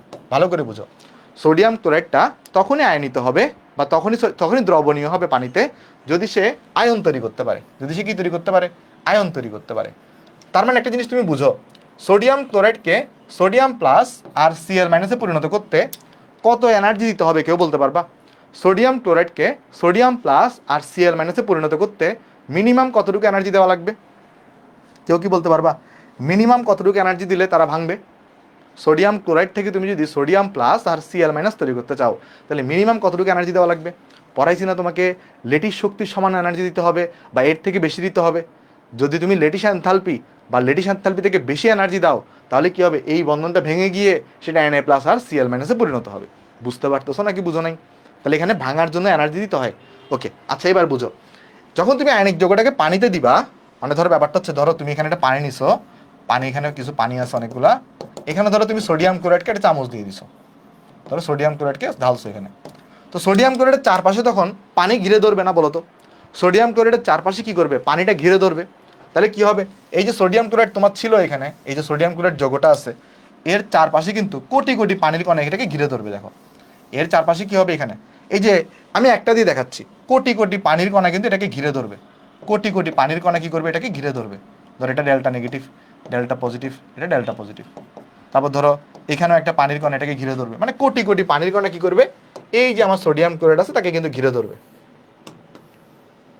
তাকে কোটি কোটি পানির কণা কি করবে, ঘিরে ধরবে। ভালো করে বুঝো, এটাকে কোটি কোটি পানির কণা কিন্তু ঘিরে ধরবে যখন তুমি এটাকে পানিতে দিবা। আর কি উপরে দেখাইতে পারি আমরা একটা, আমি এত কোটি কোটি পানি দেখানো আমার পক্ষে পসিবল না, আমি কয়েকটা দিয়ে তোমাকে জাস্ট দেখাচ্ছি। এইবার একটু করে বুঝো আসো, যখনই এই সোডিয়াম ক্লোরাইডটাকে পানি ঘিরে ধরবে, তখন দেখো তো এই যে সোডিয়ামের এখানে তো একটা প্লাস চার্জ আছে, ভালো করে বুঝো, সোডিয়ামের এখানে তো প্লাস চার্জ আছে, তাহলে আর এখানে হচ্ছে একটা মাইনাস চার্জ আছে। তাহলে এই প্লাস চার্জ আর মাইনাস চার্জের মধ্যে তখন একটা বন্ধন গঠন হবে না বলো তো? এখানে প্লাস চার্জ, এখানে মাইনাস চার্জ, তাহলে এই প্লাস আর মাইনাসের মধ্যে কিন্তু একটি কি গঠন হবে, একটা বন্ধন গঠন হবে। সেমভাবে এই যে Cl মাইনাস আর এখানে দেখো হাইড্রোজেনের উপর প্লাস, তাহলে এখানেও কিন্তু একটা বন্ধন গঠন হবে। বুঝতে পারতেছো সবাই? দেখো তো, যখন তুমি সোডিয়াম ক্লোরাইডকে পানির মধ্যে দিবা, তো সোডিয়াম ক্লোরাইডের চারপাশে তো পানি, কোটি কোটি পানি আছে, তো তখন পানিতে একটা পোলার, তো পানির যে ডেল্টা নেগেটিভ বা পানির যে নেগেটিভ চার্জটা, সেটা কিন্তু সোডিয়াম প্লাসের সাথে কিন্তু কি করবে, একটা বন্ধন গঠন করবে। আবার হাইড্রোজেনের উপর যে প্লাস চার্জ আছে সেটাও কিন্তু ক্লোরিনটাকে ঘিরে ধরবে বা ক্লোরিনটাকে অ্যাটাক করে এর সাথে একটা বন্ধন তৈরি করবে। বুঝতেছো জিনিসগুলো নাকি বুঝো নাই বলো তো? বলতে পারবা কেউ এই বন্ধনের নাম তুমি কি দিবা? কেউ কি বলতে পারবা এই বন্ধনের নাম আমরা কি দিব? দেখি কে বলতে পারো এই বন্ধনের নাম আমরা কি দিব? এই বন্ধনের নাম আমরা কি দিব, দেখি কে বলতে পারো? দেখো পানি হচ্ছে এটা পোলার, পোলারকে আমরা কি বলি, ডাইপোল, গতকালকে তোমাকে শিখাইছি। আর সোডিয়াম হচ্ছে একটা আয়ন, তাহলে আমি বলতে পারি না এই আকর্ষণ বলটাকে যে আয়ন ডাইপোল আকর্ষণ বল। এই বন্ধনটাকে আমি কি বলতে পারি, আয়ন ডাইপোল আকর্ষণ, আয়ন ডাইপোল বল বা আয়ন ডাইপোল বন্ধন বলতে পারি না? এটাকে আমি কি বলতে পারি, আয়ন ডাইপোল বন্ধন আমরা কিন্তু বলতে পারি। তাহলে এই যে বন্ধনটা তুমি দেখতেছো, বেসিক্যালি এই বন্ধনটাকে আমরা বলতে পারি আয়ন ডাইপোল বন্ধন। এখানে যেটা বন্ধন জেনারেট হচ্ছে এই বন্ধনটাকে আমরা বলতে পারি আয়ন ডাইপোল বন্ধন। আশা করি সবাই বুঝতে পারছো এটা, যারা যারা আগের ক্লাস দেখছো। আচ্ছা, যদি এখানে একটা বন্ধন তৈরি হয় তাহলে এখান থেকে একটা এনার্জি তৈরি হবে না বলো তো? ভালো করে বুঝো, যে কোনো বন্ধন তৈরি হওয়ার সময় কি হয়, একটা এনার্জি নির্গত হয়, পড়াইছি তোমাকে। তাহলে এখানে যদি একটা বন্ধন তৈরি হয় তাহলে এখানে একটা এনার্জি বের হবে, এখান থেকে একটা এনার্জি বের হবে। সেমভাবে যখনই যেখানে যেখানে বন্ধন গঠিত হবে সেখানে এনার্জি বের হবে। তো আয়ন, ভালো করে বুঝো, তুমি যখন একটা সোডিয়াম ক্লোরাইডকে একটা যখন পানির মধ্যে যখন দ্রবণীয় করবা তখন যে এনার্জিটা বের হয় তাকে বলে হাইড্রেশন এনথালপি। তাকে কি বলে? তাকে বলে হাইড্রেশন এনথালপি। হাইড্রেশন এনথালপির ডেফিনেশন কি? ডেফিনেশন হচ্ছে এই যে 1 মোল আয়নিক যৌগকে যখন পানিতে দ্রবণীয় করা হয়, 1 মোল আয়নিক যৌগকে যখন পানিতে দ্রবণীয় করা হয় তখন যেই তাপ উৎপন্ন হয় তাকে বলে হাইড্রেশন এনথালপি। তাহলে হাইড্রেশন এনথালপির ডেফিনেশনটা আরেকবার শুনো। 1 মোল আয়নিক যৌগকে যখন পানিতে দ্রবণীয় করা হবে তখন যে এনার্জিটা নির্গত হয় তাকে বলে হাইড্রেশন এনথালপি। বলো তো এই এনার্জিটা কিন্তু উৎপন্ন হবে, এই এনার্জিটা কি হবে? উৎপন্ন হবে। তাহলে কারণ এখানে একটা বন্ধন গঠিত হচ্ছে, আর বন্ধন গঠিতের সময় অবশ্যই এনার্জি বের হবে। এই যে এনার্জিটা উৎপন্ন হবে সেই এনার্জিটা কি করার চেষ্টা করবে জানো? সেই এনার্জিটা কি করবে, তখন এখানে একটা এনার্জি তৈরি হয়েছে আর এদের মধ্যে একটা বন্ধন আছে, এই বন্ধনকে ভাঙার জন্য এই এনার্জিটা তখন খরচ হবে। এদের মধ্যে যে বন্ধন আছে, এদের মধ্যে যে বন্ধন আছে, এই বন্ধনটাকে ভাঙার জন্য তখন কি অ্যাপ্লাই হবে? এইটা খরচ হবে। বলো তো এই বন্ধনটা কখন ভাঙতে হলে তো আমরা সবাই জানি এই বন্ধনকে ভাঙতে হইলে আমার কি করতে হবে? লেটিস এনথালপি সমান এনার্জি দিতে হবে। তাহলে আমি যদি তোমাকে জিজ্ঞেস করি এখন, সেটা হলো যে আমার, দেখো ভালো করে বুঝো, যে আয়ন উৎপন্ন হওয়ার শর্ত, মানে এইটা এরকম আয়ন উৎপন্ন হওয়ার শর্ত, বা আয়নিক যৌগের পানিতে দ্রবণীয় হওয়ার শর্ত। আয়নিক যৌগের পানিতে দ্রবণীয় হওয়ার শর্ত, দ্রবণীয় হওয়ার শর্ত, এটা কি হবে জানো? এটা হবে যে আমার, ভালো করে বুঝো, আমার যে হাইড্রেশন এনথালপি আছে, আমার যে কি আছে? Hydration enthalpy. আমার যে হাইড্রেশন এনথালপি আছে এটার মানটাকে কি হইতে হবে? এটার মানটাকে লেটিস এনথালপি থেকে বড় হইতে হবে। বুঝছো কিনা বলো তো? লেটিস এনথালপি থেকে বড় হইতে হবে বা ইকুয়াল হইলেও চলবে। বুঝছো কিনা একটু দেখো, বুঝছো কিনা একটু দেখো। তাহলে এটাকে আমি বলবো আয়নিক যৌগের পানিতে দ্রবণীয় হওয়ার শর্ত। দেখো ভালো করে বুঝো, তোমার যখনই কি হবে, যখনই এই যে আমার আয়নিক যৌগটাকে একটা আমার আয়নিক যৌগকে যখন পানিগুলো ঘিরে ধরবে তখন এখানে একটা বন্ধন তৈরি হবে। আর এই যে কোনো বন্ধন তৈরি হওয়ার সময় কি হয়? একটা এনার্জি রিলিজ হয়। এই এনার্জিটাকে আমি কি বলবো? হাইড্রেশন এনথালপি বলবো। কারণ হাইড্রেশন এনথালপির ডেফিনেশন কি? আয়নিক যৌগকে পানিতে দেওয়া হইলে বা পানিতে দ্রবণীয় করা হইলে যেই শক্তি উৎপন্ন হয় তাকে বলে হাইড্রেশন এনথালপি। এটা কোথায় খরচ হবে? এই বন্ধনটা ভাঙতে খরচ হবে। এই বন্ধন ভাঙতে কতটুকু এনার্জি দেওয়া লাগে? আমরা জানি লেটিস এনথালপির সমান এনার্জি দেওয়া লাগে। তাহলে যে এনার্জিটা প্রডিউস হবে তার মান যদি এটা থেকে বড় হয় বা ইকুয়াল হয় তখন এই বন্ধনটা ভেঙে যাবে। বন্ধন ভেঙে গিয়ে তুমি আয়নে পাবা, আর আয়নগুলো কি হবে তখন? বলতো পানিতে দ্রবণীয় হবে। তাহলে আয়নিক যৌগের পানিতে দ্রবণীয় হওয়ার শর্ত হচ্ছে এইটা।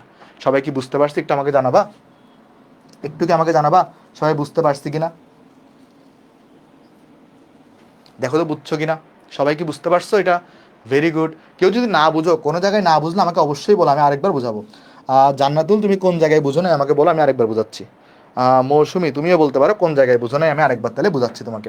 আরেকবার চলো রিপিট করে জিনিসটা একটু করে। ফার্স্টে বলছি যেখানে যখন একটা বন্ধন তৈরি হবে তখন একটা এনার্জি নির্গত হবে, আর পানিতে যখন দ্রবণীয় হয় তখন যে এনার্জিটা নির্গত হয় তাকে আমরা বলি হাইড্রেশন এনথালপি।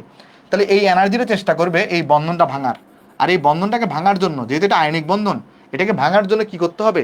লেটিস এনথালপি সমান এনার্জি দিতে হবে বা এর থেকে বেশি এনার্জি দিতে হবে, তাইলে বন্ধনটা ভাঙবে। তাই মনে রাখবা আয়নিক যৌগের পানিতে দ্রবণীয় হওয়ার শর্ত হচ্ছে হাইড্রেশন এনথালপির মানটাকে অবশ্যই লেটিস এনথালপির হয় ইকুয়াল হইতে হবে, নাহলে বড় হইতে হবে। আচ্ছা বলো তো, যদি হাইড্রেশন এনথালপির মানটা লেটিস এনথালপি থেকে বড় হয় তাহলে সেই আয়নিক যৌগটা কি পানি, সরি বলতেছি, ভুল বলছি, যদি হাইড্রেশন এনথালপির মানটা লেটিস এনথালপি থেকে ছোট হয় তাহলে সেই আয়নিক যৌগ কি পানিতে দ্রবণীয় হবে? বলো তো। না, হবে না। পরীক্ষা আসলে কিভাবে লিখবা? পরীক্ষা আসলে তুমি যেটা করবা, আগে এই চিত্রটা আঁকবা, এই চিত্রটা আঁকবা, এই চিত্র আঁকার পরে পানির স্ট্রাকচারগুলো আঁকবা, তারপরে বলবা যখন এখানে বন্ধন গঠিত হয় এখান থেকে হাইড্রোজেন এনথালপি তৈরি হয়, আর সেই হাইড্রোজেন এনথালপি কোথায় খরচ হবে? এই আয়নিক বন্ধনটা ভাঙার জন্য খরচ হবে। আর আমরা সবাই জানি তার মানে আয়নিক বন্ধনটা ভাঙা, আয়নিক যৌগ তাহলে ভাঙার শর্ত কি, পানিতে দ্রবণীয় হওয়ার শর্ত কি? এটা হাইড্রোজেন এনথালপির মানটাকে অবশ্যই লেটিস এনথালপি থেকে বড় হইতে হবে। একটু গুছাই টুজা লিখবা, এরপরে লিখবা যদি বড় না হয় তাহলে সেটা আয়নিক যৌগটা তোমার পানিতে দ্রবণীয় হবে না, কারণ সেখানে আয়ন তৈরি হবে না। এভাবে করে লিখে দিবা। বোঝা গেছে সবার জিনিসটা? ওকে ওকে, হাইড্রোজেন এনথালপি ডেফিনেশন আমি লিখে দিচ্ছি, দাঁড়াও হাইড্রোজেন এনথালপি ডেফিনেশনটা আমি লিখে দিচ্ছি, দাঁড়াও চলো আমি লিখে দিই হাইড্রোজেন এনথালপি ডেফিনেশনটা এক সেকেন্ড। চলো এক কাজ করে আমি তাহলে এখানে এই যে হাইড্রোজেন এনথালপি ডেফিনেশনটা চলো লিখে দিই তোমাকে, এটাকে একটু ছোট করে আমি লিখে দিচ্ছি। দেখো তাহলে এখানে মনে রাখবা হাইড্রোজেন এনথালপি হচ্ছে এক মোল আয়নিক যৌগ হাইড্রেশন এনথালপি। এখন আমরা পোলার আয়ন শুরু করব, হাইড্রোজেন এনথালপি। এটা তাহলে মনে রাখবে এরকম যে এক মোল আয়নিক যৌগ, এক মোল আয়নিক যৌগ, আয়নিক যৌগ পানিতে দ্রবীভূত হলে, পানিতে দ্রবীভূত হলে, দ্রবীভূত হলে যে পরিমাণ শক্তি, যে পরিমাণ শক্তি নির্গত হয়, নির্গত হয় তাকে হাইড্রেশন এনথালপি বলে, তাকে হাইড্রেশন এনথালপি বলে।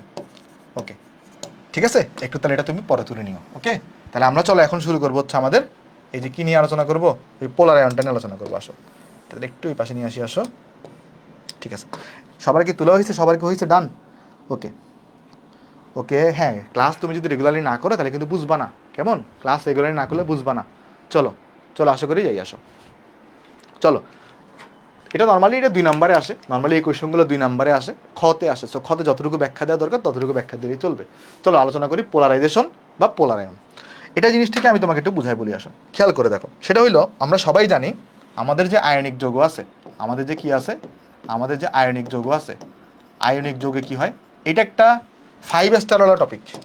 এখান থেকে সিকিউ আসে, এখান থেকে এমসিকিউ আসে। সো এটা একটু ভালো করে বুঝিয়ে আসো। আমরা নেক্সট আধা ঘন্টায় বা 40 মিনিটে এই টপিকটা শেষ করব। একদম ধীরে ধীরে আমরা চলে পড়ার চেষ্টা করি। দেখো দেখো আয়নিক যৌগ, আয়নিক যৌগের একটা প্রপার্টি আমরা সবাই জানি। আয়নিক যৌগ কি করে, ধাতু সে হচ্ছে ইলেকট্রন ত্যাগ করবে, ত্যাগ করে কিসে পরিণত হয়, ক্যাটায়নে পরিণত হয়। ওকে, আর অধাতু কি করবে, অধাতু সেই ইলেকট্রনটাকে গ্রহণ করে, আর গ্রহণ করে সে কিন্তু অ্যানায়নে পরিণত হয়।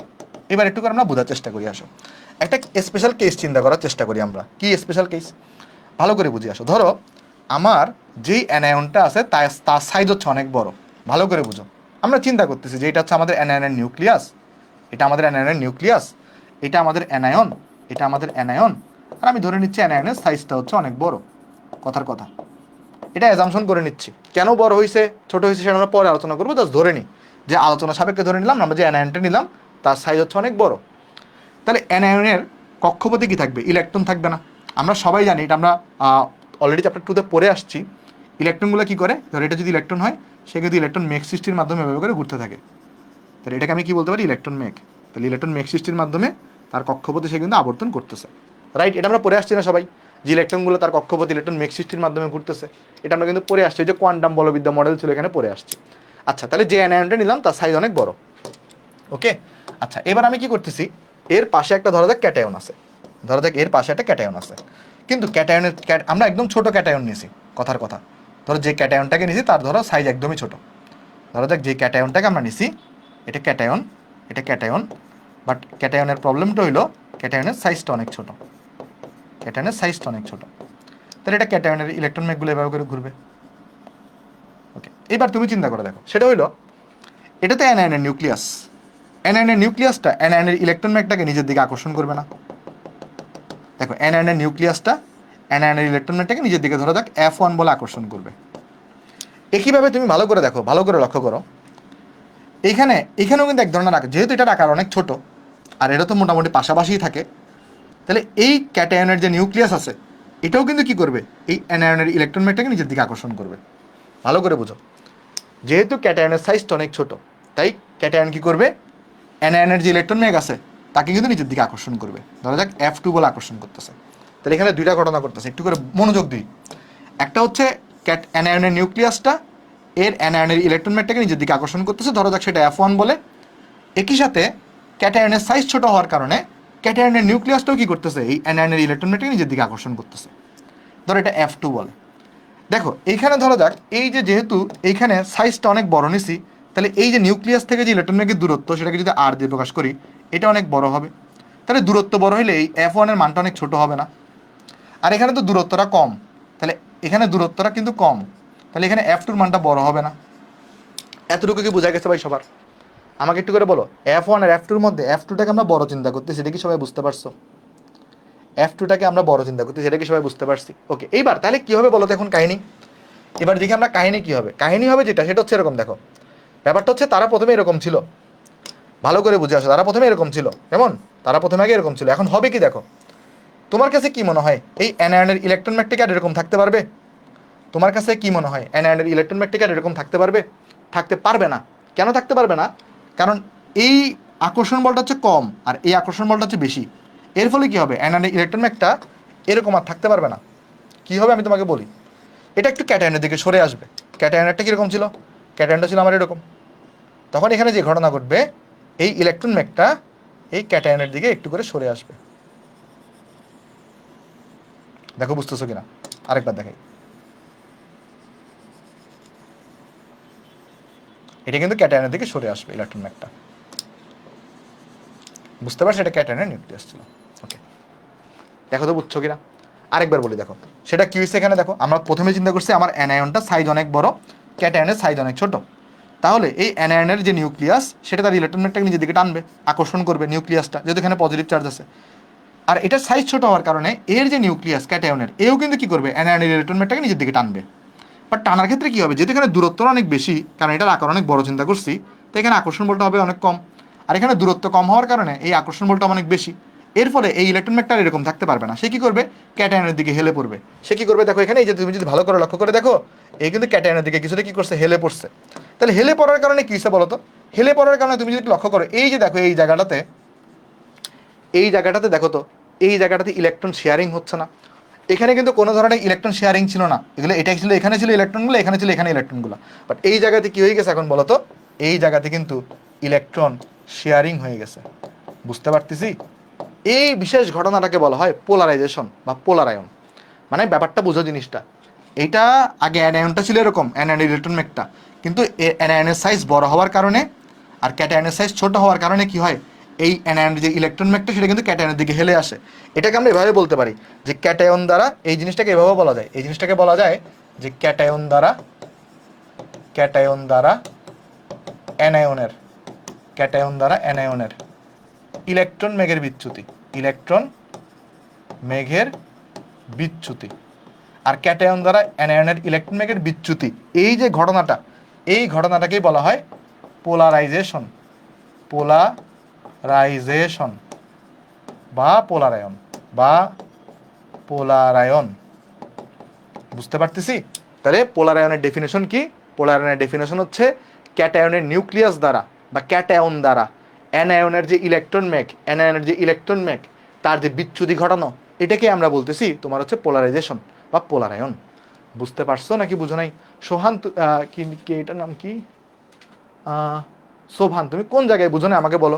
বা যারা যারা বুঝো নাই, কোন জায়গায় বুঝো নাই আমাকে একটু করে বলো তো, কোন জায়গায় বুঝো নাই,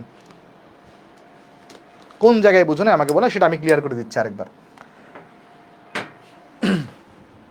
ফার্স্টেরটা বুঝো নাই, বুঝো, দেখো জিনিসটা আমাকে বলো যে এখানে ধরা যাক অ্যানায়নের সাইজটা অনেক বড়, তাহলে অ্যানায়নের ইলেকট্রন মেঘ হচ্ছে এরকম, অ্যানায়নের ইলেকট্রনটা এখানে ঘুরতেছে, সেই ইলেকট্রন মেঘ তৈরি করার মাধ্যমে ঘুরতেছে। তাহলে যেহেতু অ্যানায়নের সাইজ অনেক বড়, তাহলে এই যে দূরত্বটা, এটা ছোট হবে না বড় হবে? ডেফিনেটলি বড় হবে। তাহলে এই নিউক্লিয়াসটা এটাকে আকর্ষণ করবে না, কারণ এটা চার্জ হচ্ছে নেগেটিভ, এটা চার্জ হচ্ছে পজিটিভ। তাহলে আকর্ষণ বলটা অনেক কম হবে না, কারণ দূরত্ব বেশি হওয়ার কারণে। সেইমভাবে ক্যাটায়নের সাইজ তো অনেক ছোট, এর ফলে কি হবে, ক্যাটায়নের সাইজ ছোট হওয়ার কারণে এই দূরত্বটা অনেক কম। এর ফলে সে কি করবে, এটা তো নিউক্লিয়াস পজিটিভ চার্জ, তাহলে ক্যাটায়নের যে নিউক্লিয়াসটা সেটা কি করবে, অ্যানায়নের ইলেকট্রনটাকে নিজের দিকে টানবে। ধরো যাক সেটা F2 বলে, যেহেতু এখানে দূরত্বটা অনেক কম, তাই F2 এর মানটা অনেক বেশি হবে, F1 এর মানটা অনেক কম হবে। এর ফলে কি হবে, এই ইলেকট্রন ম্যাগটাকে অ্যানায়ন নিজের দিকে ধরে রাখতে পারবে না। তাই কি করবে বলতো, তাই এই ইলেকট্রন ম্যাগটাকে সে কিন্তু এই ক্যাটায়নটা তার নিজের দিকে নিয়ে আসবে। আর নিজের দিকে নিয়ে আসা মানে কি, নিজের দিকে নিয়ে আসা মানে হচ্ছে যেখানে ইলেকট্রন শেয়ারিং হচ্ছে। দেখো আমাকে বলো, এদের মধ্যে কোন ইলেকট্রন শেয়ারিং আছে প্রথম চিত্রে বলো তো, প্রথম ফিগারে বা আয়নিক যুগে কোনো ধরনের ইলেকট্রন শেয়ারিং হয়? আয়নিক যুগে কি কোনো ধরনের ইলেকট্রন শেয়ারিং হয় না। কিন্তু দেখো একটা বিশেষ বিশেষ কেস, সেটা কোনটা, ক্যাটায়নের সাইজ ছোট আর অ্যানায়নের সাইজ বড় হইলে একটা বিশেষ ঘটনা ঘটে। সেইটা কি ঘটনা, ঘটনা হচ্ছে যাদের মধ্যে ইলেকট্রন শেয়ারিং ছিল না, তাদের মধ্যে এখন কি হয়ে যাবে, ইলেকট্রন শেয়ারিং হয়ে যাবে। মানে আস্তে আস্তে আয়নিক যুগের মধ্যে সমযোজী ধর্ম দেখা যাবে। আস্তে, এটাকে আমরা কি বলি, আয়নিক যুগের সমযোজী ধর্ম। বুঝতে পারতেছো কিনা দেখো, এটাকে আমরা কি বলবো, আয়নিক যুগের সমযোজী ধর্ম।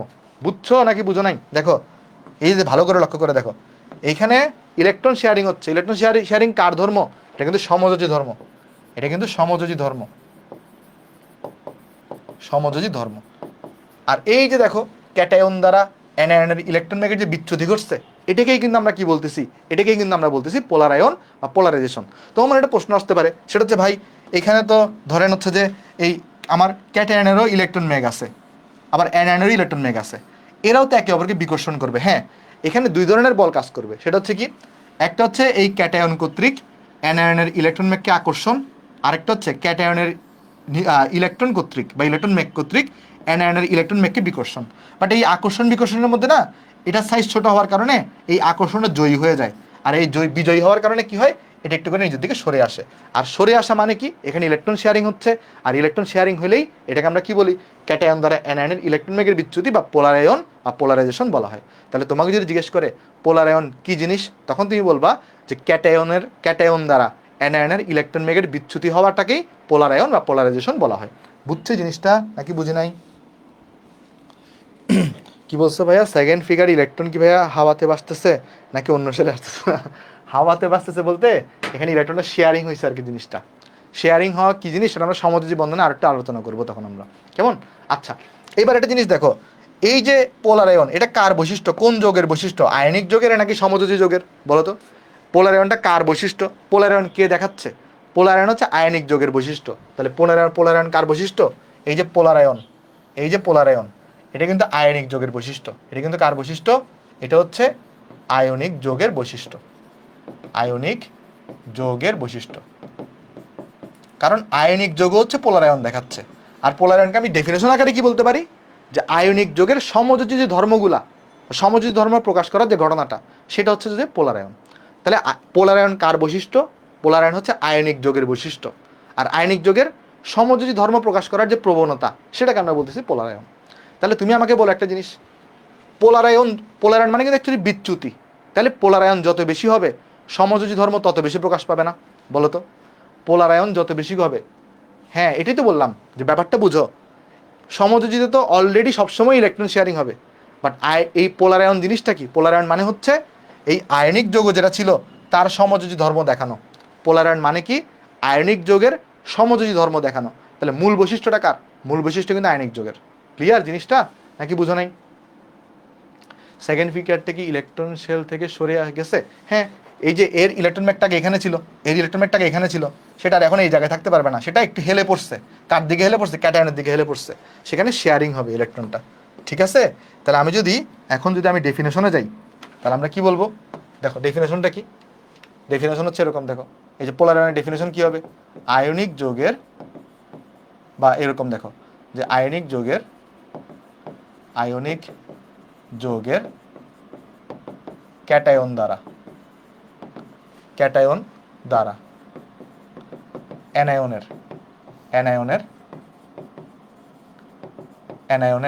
ইলেকট্রন মেগের বিচ্যুতি করাকে পোলারায়ন বা পোলারাইজেশন বলে। বা পোলারাইজেশন বলে। আচ্ছা, এবার তুমি আমাকে একটা জিনিসের উত্তর দাও। সেটা হচ্ছে, তুমি আমাকে বলো তো, পোলারায়ন তাহলে বেশি হওয়া মানে কি?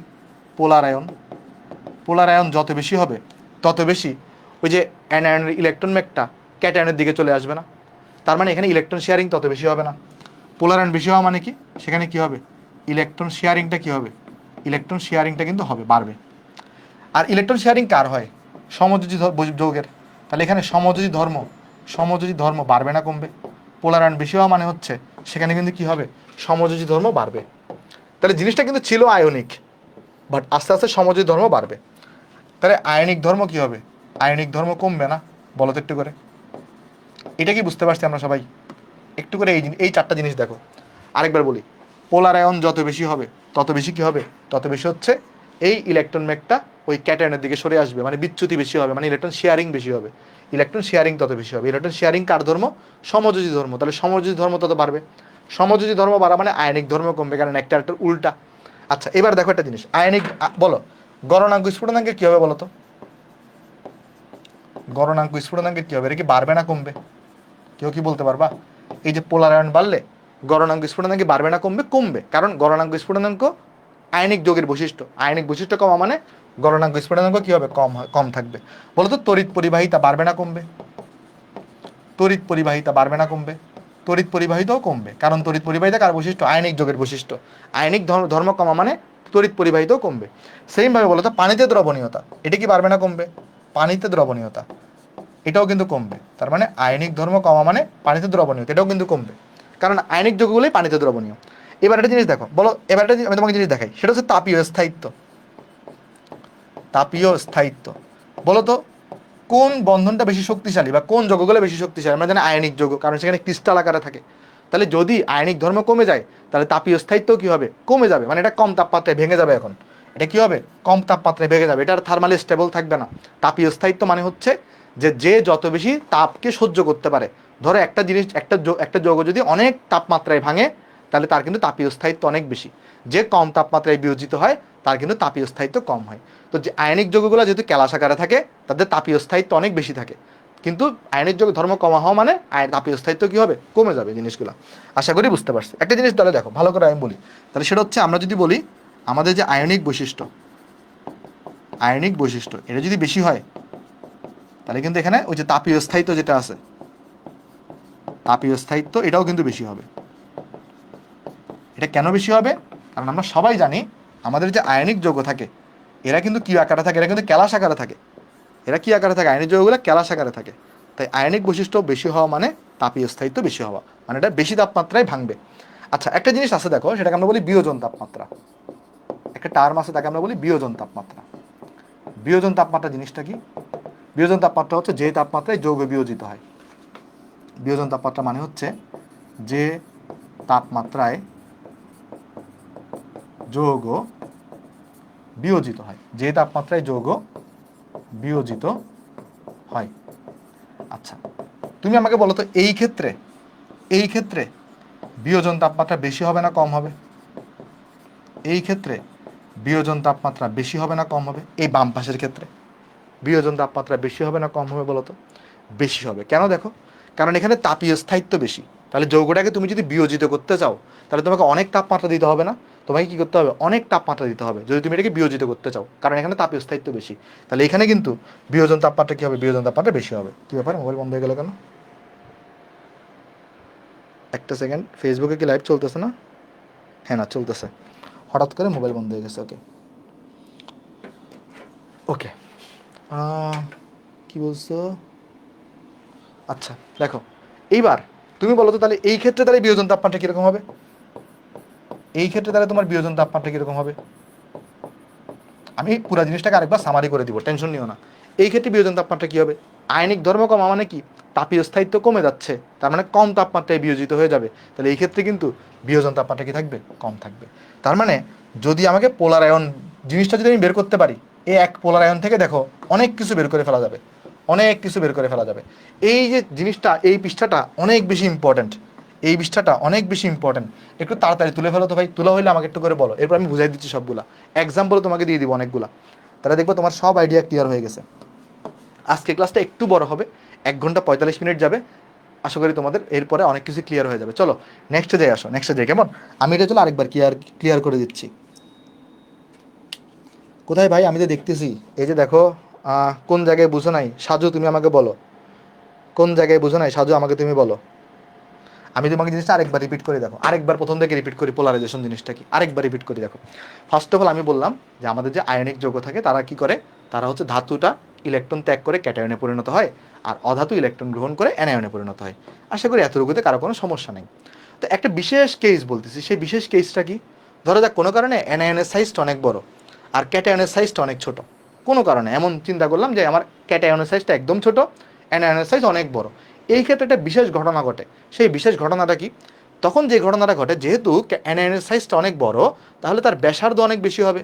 ফলে এই যে অ্যানায়নের যে নিউক্লিয়াস আছে সেটা কিন্তু অ্যানায়নের যে ইলেকট্রন ম্যাগ তাকে কিন্তু প্রপারলি আকর্ষণ করতে পারবে না। কারণ আমরা সবাই জানি আমাদের যে আকর্ষণ বল থাকে এটা কিন্তু দূরত্বের কি হয়ে থাকে বলতো? দূরত্বের ব্যস্তানুপাতিক হয়। তাহলে দূরত্ব বেশি হলে কিন্তু আকর্ষণটা কম হয়। তাহলে তখন কি হবে? এই আকর্ষণ বলটা কিন্তু অনেক কম হবে। অন্যদিকে ক্যাটায়নের সাইজ ছোট হওয়ার কারণে তোমার কি হবে বলো তো সেই ক্ষেত্রে এই দূরত্বটা অনেক কম, ফলে কিন্তু আকর্ষণটা অনেক বেশি হবে। তাহলে F1 আর F2 এর মধ্যে কে বড় হবে? যারা যারা বুঝো নাই বা যারা যারা বুঝছো একটু কমেন্টে বলো তো। সাজু, বিশেষ করে তুমি বলো, বলো সাজু তুমি কি বলো? সাজু কমেন্ট করতেছিল যে আমি নাকি উত্তর দিচ্ছি না তোমার কমেন্টের, তাহলে তুমি বলো এই F1 আর F2 এর মধ্যে কে বড় হবে? তুমি বলো, সাজু বলো তো F1 আর F2 এর মধ্যে কে বড় হবে?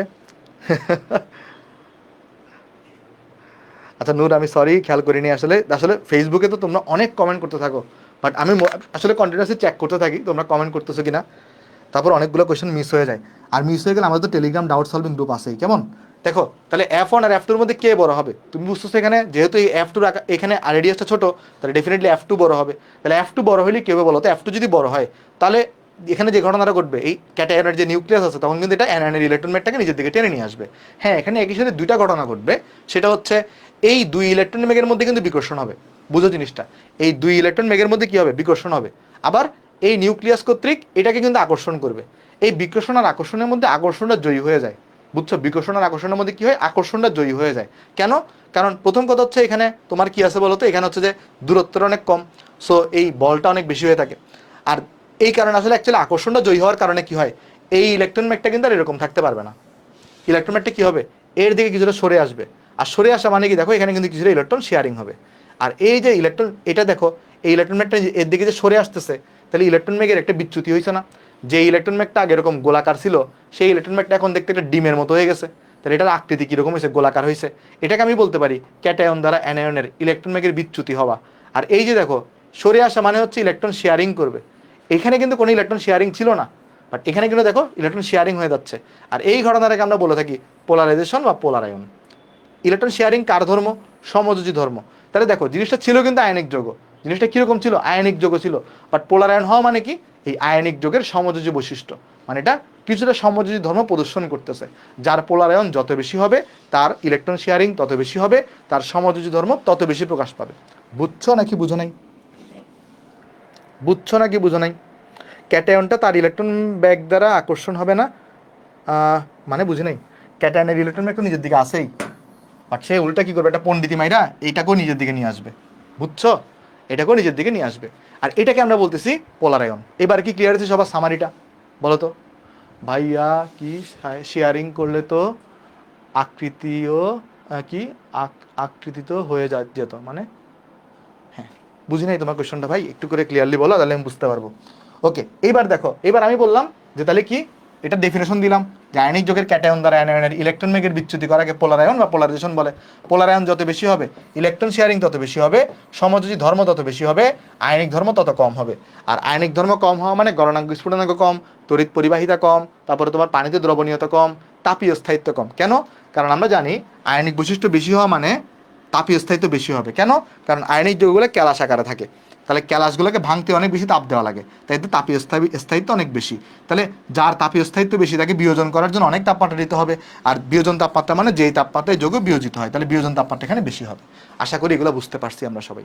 ওকে, হোপফুলি সবার এগুলা ক্লিয়ার। ওকে, তাহলে চলো আমরা নেক্সটে চলে যাই। নেক্সটে যাই আমরা, চলো নেক্সটে যাই। হ্যাঁ, না, পোলারাইজেশন সকল প্রকার আয়নিক যৌগ গঠন প্রদর্শন করবে না। কোন আয়নিক যৌগ প্রদর্শন করবে? যদি অ্যানায়নের সাইজ অনেক বড় হয় আর ক্যাটায়নের সাইজ অনেক ছোট হয়, সেটা আমরা দেখব। কে প্রদর্শন করবে কে করবে না সেটা আমরা দেখবো এখন। দেখো এখন একটা টার্ম আছে যার নাম হচ্ছে ফাজানের নীতি। এটা কিন্তু ফাজান, বাজান না, কেমন? এটা কিন্তু ফাজান। আর 10 থেকে 15 মিনিট লাগবে, এরপর আমরা ক্লাস শেষ করে দিব, কেমন? একটু বড় হচ্ছে আজকে ক্লাসের জন্য, এক্সট্রিমলি সরি। দেখো ফাজানের নীতি, ফাজানের নীতি মানে কি? দেখো যে আচ্ছা, আরেকটা জিনিস কিন্তু তোমাকে আমি বলতে ভুলে গেছি, সেটা কি? দেখো তো সমযোজী ধর্ম যদি বেশি হয় তাহলে বলো তো তত বেশি কি হবে? রঙিন হবে না? অলরেডি তোমাকে বলছি আমি যে সমযোজী যৌগগুলো কি হয়ে থাকে? রঙিন হয়ে থাকে। তাহলে পোলার আয়ন বেশি হওয়া মানে কিন্তু রঙিন বেশি হওয়া, এটাও কিন্তু একটা প্রপার্টি। বুঝছো? আচ্ছা, তারপর দেখো এখন ফাজারের নীতি পড়তেছি। ফাজারের নীতি মানে কি? যে তোমার দেখো ব্যাপারটা হচ্ছে এরকম যে পোলার আয়ন বেশি হবে নাকি কম হবে?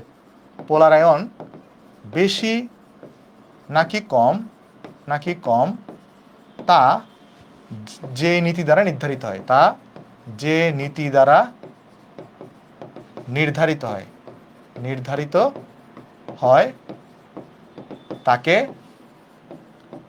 ফাজারের নীতি বলে।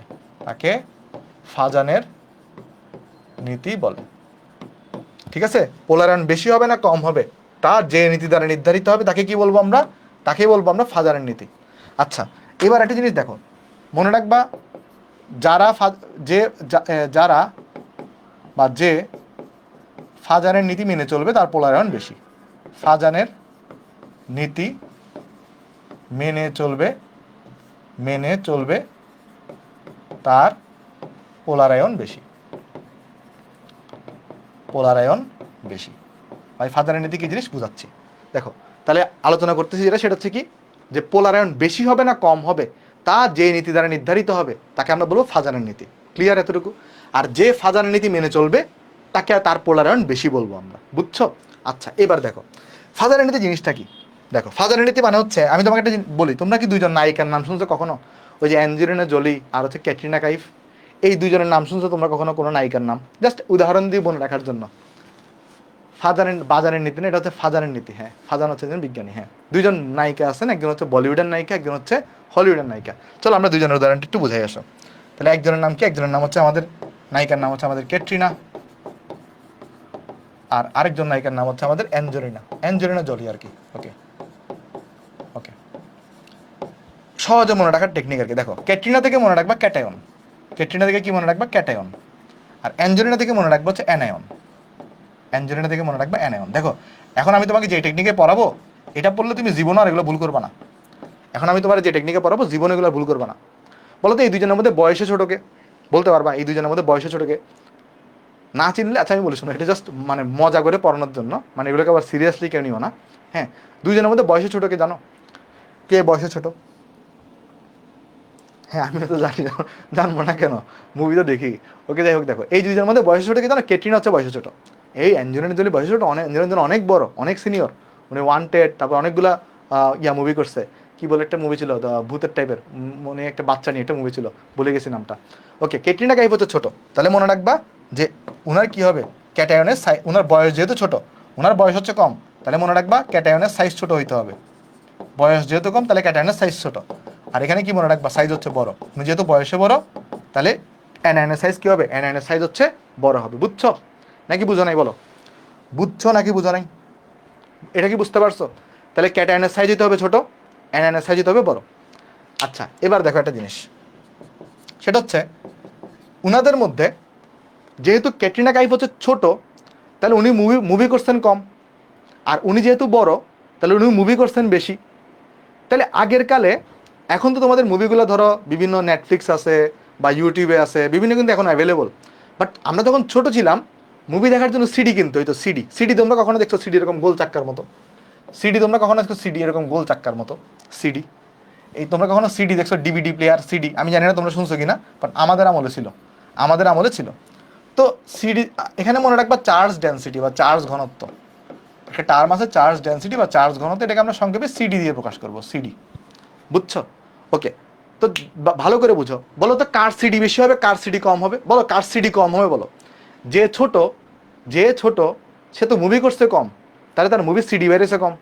তাহলে ওর ক্যাটরিনা কাইফের সিডি হইতে হবে কম, আর এইটার সিডি হইতে হবে বেশি, এইটার সিডি হইতে হবে বেশি। বুঝছো নাকি বুঝো নাই? বুঝছো নাকি বুঝো নাই? হ্যাঁ, দেখো যেহেতু ও ছোট তাহলে মুভি করছে কম, তাহলে ওনার সিডি বেরিয়েছে কম। আর যেহেতু মুভি করছে বেশি, তার সিডি বেরিয়েছে বেশি। এবার বলো একটু করে, কে বেশি অ্যাকশন মুভি করছে এই দুজনের মধ্যে? কে বেশি অ্যাকশন মুভি করছে বলো তো? তুমি দেখবা ক্যাটরিনা কাইফের অনেকগুলো অ্যাকশন মুভি আছে, ওই যে একটা টাইগার, তারপর ধরো তোমার ওই কি ওই ব্যাং ব্যাং কি কারণ ছিল না? ক্যাটরিনা কিন্তু অনেক বেশি অ্যাকশন মুভি করছে, বুঝছো? ক্যাটরিনা কাইফ কিন্তু কি করছে, অনেক অ্যাকশন মুভি করছে। এখন অ্যাকশন মুভিতে কি হয়? গোলাগুলি হয়, গুলি চলে। তো ক্যাটরিনা কাইফ ধরো মুভি করতে গিয়ে ওই একটা তার কানের পাশ দিয়ে ধরো গুলি চলে গেছে, তো তিনি কানের পাশ দিয়ে গুলিতে চলে যাওয়ার কারণে তিনি ধরো কানে কম শুনে, যারা কানে কম শুনে তাদেরকে বলে বধির, বা ইংলিশে বলে ড্যাফ। তোমরা শুনছো কখনো ইংলিশে? যারা কানে কম শুনে তাদেরকে কি বলে ইংলিশে? ড্যাফ বলে, ড্যাফ। তাহলে এদের মধ্যে বধিরকে বা ড্যাফকে? ক্যাটরিনা কাইফ হচ্ছে ড্যাফ। তার মানে ড্যাফে দেখো ডি আর এফ আছে। তাহলে মনে রাখবা ক্যাটায়নে যদি ডি আর এফ অরবিটাল থাকে, ক্যাটায়নে যদি কি থাকে? ডি আর এফ অরবিটাল থাকে, তাহলে এটা ফাজারের নীতি মেনে চলে। বুঝছো নাকি বুঝো নাই? বলো, ডিআরএফ এর কাহিনীটা বুঝতে পারছো সবাই? বুঝছো নাকি বুঝো নাই? বলো, কার ডিআরএফ থাকলে, ক্যাটায়নের ডিআরএফ থাকলে সেখানে পোলারায়ন বেশি হবে, তার মানে সেখানে ফাজারের নীতি বেশি হবে। আচ্ছা, লাস্ট লাস্ট হচ্ছে চার্জের বেলায় দুইজনের চার্জ যদি বড় হয়, মানে যদি কি হয় চার্জের বেলায় কি আমি তোমাকে বলি, তাহলে এখন আমি তোমাকে চলো ইয়া করে দিই, কি বলে এটার নাম, এই ফাজানের নীতিগুলো লিখে দিয়ে আসো। তাহলে ফাজানের নীতি কি দেখো, ফাজানের 4টা নীতি আছে। ফাজানের নীতি দেখো, ফাজানের যে প্রথম নীতি সেটা হইতেছে কি, ফাজানের প্রথম নীতি হচ্ছে আমার ক্যাটায়নের সাইজ ছোট, ক্যাটায়নের সাইজ ছোট আর অ্যানায়নের সাইজ বড়, অ্যানায়নের সাইজ বড়।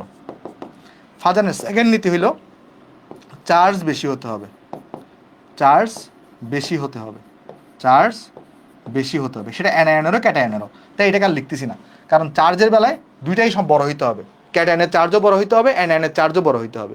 কেন বলো তো, চার্জের দুজনে কেন বড় হইতে হবে? দেখো তোমাদেরকে পড়াইছিলাম, ক্যাটায়নের চার্জ যত বড় হবে, ক্যাটায়নের চার্জ যত বড় হবে তার আকার তত ছোট হবে, আর অ্যানায়নের বেলায় অ্যানায়নের চার্জ যত বড় হবে অ্যানায়নের আকার তত বড় হবে। মনে আছে পড়াইছিলাম এগুলো আয়নিক ব্যাসার্ধে। দেখো এই জিনিসটা কিন্তু আমি এভাবে লিখতে পারি, মানে এইটাকেই আমি 2 নাম্বারটা এক্সট্রা করে একটা লাইন বানাইছি। সেটা কি, চার্জ বেশি হইতে হবে, দুইজনের চার্জই বেশি হইতে হবে। ক্যাটায়নের চার্জ কেন বেশি হইতে হবে? কারণ যে ক্যাটায়নের চার্জ যত বেশি সেই ক্যাটায়নের সাইজ তত ছোট, আর যে অ্যানায়নের চার্জ যত বেশি সেই অ্যানায়নের সাইজ তত বড়।